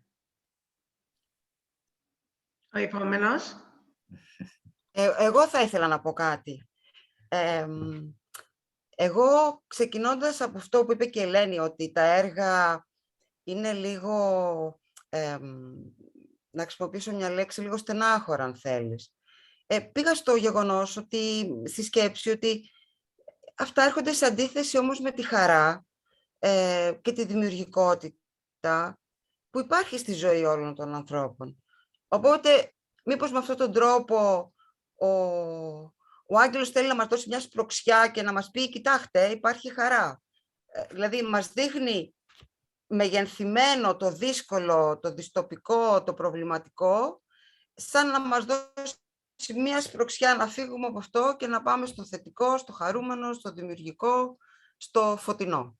Εγώ, βλέποντας για δεύτερη φορά τη δουλειά του, γιατί την είδα και χθες το βράδυ, στη δεύτερη φορά λοιπόν εισέπραξα αυτό. Και θέλω να ευχαριστήσω πολύ τον Άγγελο που μου έδωσε τη χαρά να παρακολουθήσω τη δουλειά και να ζοριστώ τη μία φορά, αλλά τη δεύτερη να πάω στη φωτεινή πλευρά της. Ευχαριστώ, Άγγελε. Και εγώ ευχαριστώ, Μαρία, για τη συνεργασία, έτσι, για την προσπάθεια να κατανοήσεις και εγώ να μπορέσω να κατανοήσω και αυτό που θέλεις εσύ όσον αφορά την παρουσίαση. Να δώσουμε και εμείς τα χαιρετίσματά μας από την Αγία Πελαγία. Να δώσετε. Έπρεπε να ανεβάσω και φωτογραφία από την Αγία Πελαγία. Δεν ήταν απαραίτητο. Εδώ παρακολουθήσαμε την φοβερή σου παρουσίαση με τρεις υπολογιστές. Μάλλον 2 υπολογιστές και ένα κινητό. Εγώ έχω κινητό. Μπορείς να... Βλέπω εδώ. Ναι. Ξέρω ότι σ' αγγίζουν τέτοια πράγματα και ξέρω πως αγαπάς το Τσιρίκο και να σου στείλουμε την αγάπη μας και να σε ευχαριστήσουμε για την εξαιρετική σου παρουσίαση και το ζήλο που έδειξες να μας παρουσιάσει τη δουλειά σου. Παναγιώτη, δεν σου κρύβω ότι με ταλαιπώρησε πάρα πολύ αυτή αφού μου λέει η Χριστίνα, μου λέει, καλά, δουλεύεις τόσες μέρες, τι γίνεται μέχρι τελευταία στιγμή. Λέω προσπαθώ, είναι διαφορετικά όταν μιλάς σε ένα κοινό που είναι ομότεχνή σου ή είναι ακόμα και φοιτητές, κατανοούν πολύ περισσότερο τη γλώσσα, το τι θες να πεις, απευθύνεσαι με έναν διαφορετικό τρόπο. Προσπάθησα να μην απομακρύνω και αυτούς τους ανθρώπους που βλέποντας αυτή τη δουλειά τη θεωρούν και είναι σε ένα κομμάτι αρκετά δύσκολη, αυτό το δύσμορφο, αυτή η μαυρίλα καμιά φορά που βγαίνει, δεν είναι ό,τι πιο ευχάριστο, αλλά προσπάθησα να τους κρατήσω να έχουν και για αυτοί ένα ενδιαφέρον, έτσι ώστε να μπορέσουν να φτάσουν στο τέλος του ταξιδιού, όπως έλεγε και το τελευταίο βίντεο. Και φτάσαμε, οι ελάχιστοι φύγανε σήμερα το βράδυ. Παραμείνανε όλοι. Ναι. 99% μείνανε μέχρι τέλος. Αυτό πάει να δείχνει πως κάτι εισπράξαμε από τη σημερινή βραδινή παρουσίαση. Ήταν καταπληκτική ήτανε. Ήθελα να πω και εγώ 2 λόγια ότι η τέχνη δεν χρειάζεται να είναι ευχάριστη. Δεν είναι καν μέσα στις... Τουλάχιστον η σύγχρονη τέχνη πρέπει να έχει αναφορές στην πραγματικότητα και η πραγματικότητα δεν είναι ποτέ ευχάριστη. Ή τουλάχιστον δεν είναι μόνο ευχάριστη.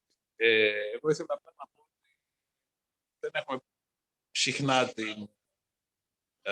την ευχαρίστηση να παρακολουθούμε μια αναδρομική έτσι, παρουσίαση της δουλειάς ενός καλλιτέχνη. Δηλαδή, αυτό ήταν, δεν ξέρω, νομίζω ότι Άγγελε άξιζε το κόπο η προετοιμασία και ο χρόνος που διέθεσες, γιατί ουσιαστικά ήταν σαν να μπήκαμε σε μια αναδρομική έκθεση δική σου, να μπήκαμε σε ένα κτίριο που παρουσίασε τη δουλειά σου από τα πρώτα σου βήματα μέχρι σήμερα. Και όλη αυτή η πορεία ήταν μια πολύ ξεχωριστή εμπειρία. Και νομίζω εμείς που σε γνωρίζουμε και προσωπικά, το να γνωρίσουμε το έργο σου τόσο μέσα στην πορεία και την πορεία σου την καλλιτεχνική, προσέθεσε κατά πολύ το κατά πόσο σε γνωρίζουμε. Να είστε καλά. Αισθάνομαι ότι σε γνωρίζουμε ακόμα περισσότερο. Ένα ερωτήσει παρακαλώ. Eleni or Maria, if you can help me. I'd like to know if Angelos takes any inspiration from science fiction or dystopian literature. A lot of his artwork seems to be portraying a decaying world. So I'm wanting if you can translate that in some sort of way that maybe he can answer. Ελένη, καλύτερα. Δεν ξέρω αν καλύτερα. Ο Dean θέλει να ξέρει από πού παίρνεις την έμπνευση, αν παίρνεις καθόλου έμπνευση από το science fiction, τι είναι, από... Εικονική πραγματικότητα. Πού είναι, Λευτέρη? Από... Anyone? Science fiction? Επιστημονική φαντασία. Πώς? Επιστημονική φαντασία. Επιστημονική φαντασία. Μπράβο. What was, or something else you mentioned, or from some other sources that you mentioned. Από πού παίρνεις την έμπνευσή σου, αν σε επηρεάζουν καθόλου? Από λογοτεχνία. Από λογοτεχνία. Ελένη, αν και αυτό είναι μυστικό, δεν πρέπει να το πω, από όλα τα πράγματα που μου συμβαίνουν, που βλέπω, θεωρώ ότι γενικά από μικρή ηλικία ήμουνα ένας παρατηρητής του κόσμου. Αυτό θεωρώ ότι με βοήθησε να βλέπω και να επεξεργάζομαι αυτά που τα οποία έχω ζήσει. Δεν σου κρύβω ότι τα παιδικά μου χρόνια ήταν πάρα πολύ πλούσια.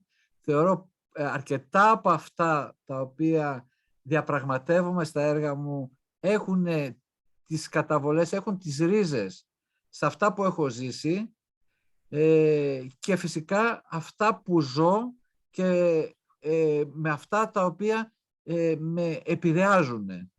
Και μία επιρροή δεν γίνεται τώρα αυτή τη στιγμή, θέλει χρόνο.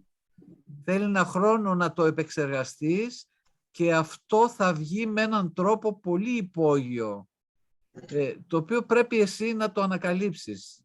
Ποιο ήταν. Εντάξει. Did you get that? From infancy, he was an observer, and he tried to absorb various things that he would observe, and he put it into his creativity, and it's an ongoing thing. And actually, I really didn't translate very well at all, so I'm not very good at translation. Do you have anything to add, Maria, to what Angelos said? And he, even though he had a very comfortable upbringing and that, and without many difficulties, he was still able to observe life as it was. Πάντως, Ελένη, πέσε στον Dean ότι με γοητεύουν οι ταινίες επιστημονικής φαντασίας. Είναι κάτι που... Okay, but Angelos assures you that he does like science fiction movies. Okay. Right. Ένα καλό που πρέπει να πούμε, αφού η Μαρία είχε την τύχη να το δει, να ζήσει το έργο σου για δεύτερη φορά σήμερα το βράδυ, θα έχουμε και εμείς την ίδια τύχη, γιατί θα είναι στο YouTube channel και η αλήθεια είναι, σύντομα θα ανεβεί στο YouTube channel η παρουσία σου η σημερινή βράδυ, η παρουσίαση βράδυ. Η απογευματινή. Ναι. Και θα έχουμε όλη την ευκαιρία να το ξαναδούμε και να ξαναζήσουμε όλη αυτή την εμπειρία. Αλλά εγώ τρελάθηκα με τα σπίτια. Θέλω κι εγώ ένα σπίτι λιωμένο έτσι. Με θυμίζει έτσι δάλι, λιωμένα σχήματα και πράγματα. I'd like to ask if there are any exhibitions coming up soon where we can see him in Athens or somewhere else in Greece or Europe. Κατάλαβες, είπε Προγραμματίζεις εκθέσεις στον κόσμο, στην Ευρώπη, στην Αθήνα, στα Κύθυρα. Κοίταξε, αυτό θα το συζητήσω με την γκαλερίστριά μου στα Κύθυρα. Τι ακριβώς θα κάνουμε, πώς θα είναι το πρόγραμμα. Μόλις τέλειωσε. Μία έκθεση, αυτή η έκθεση που είδαμε τελευταία, έκανε ρεκόρ χρόνου. Κράτησε 1,5 χρόνο η ατομική μου έκθεση στο χώρο της γκαλερί, στον Πειραιά, λόγω κορονοϊού φυσικά. Αυτό που προγραμματίζω τώρα είναι για το 2023, ενδεχομένως μια διπλή έκθεση σε 2 διαφορετικούς χώρους. Στην ίδια πόλη πάντως. Pat, okay. Yeah? Okay, Pat, did you understand? Yes. No. No, you did not. He said that he's planning an exhibition for 2023. Actually, 2 exhibitions in the same town. But he didn't reveal the place. Yeah. Να πω και εγώ κάτι, ότι μπορούμε να δούμε και τη δουλειά του Άγγελου και φέτος το καλοκαίρι, γιατί κάθε χρόνο ο Άγγελος συμμετέχει τουλάχιστον σε ομαδικές εκθέσεις, αλλά και με τους φίλους του μουσείου μπορούμε να κάνουμε την έκθεση, την ομαδική νούμερο 2, όπως κάναμε πέρσι την περσινή με τις παρουσιάσεις από τους φίλους του μουσείου. Οπότε, εγώ είμαι ανοιχτή σε αυτό, δηλαδή κρατάω και ημερομηνία για την ομαδική έκθεση αυτή του φίλου του μουσείου από το 2022. Ευχαριστούμε πάρα πολύ, Άγγελε. Ήσουν φοβερός, δηλαδή το απολαύσαμε. Και ειδικά κάποιες περιόδους που δεν τις ήξερα καθόλου, μπορώ να πω ότι ταυτίστηκα και κατάλαβα πολύ καλά και το μεταφυσικό που βγάζεις και αυτό που είπες, όλο αυτό το παρελθόν που βγαίνει και μέσα στα έργα σου. Ευχαριστούμε πάρα πολύ. Να είσαι καλά, Γεωργία.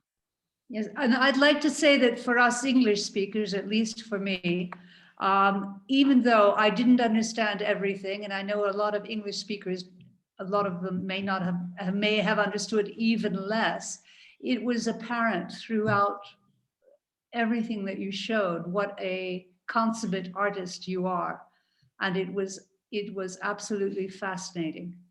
Thank you.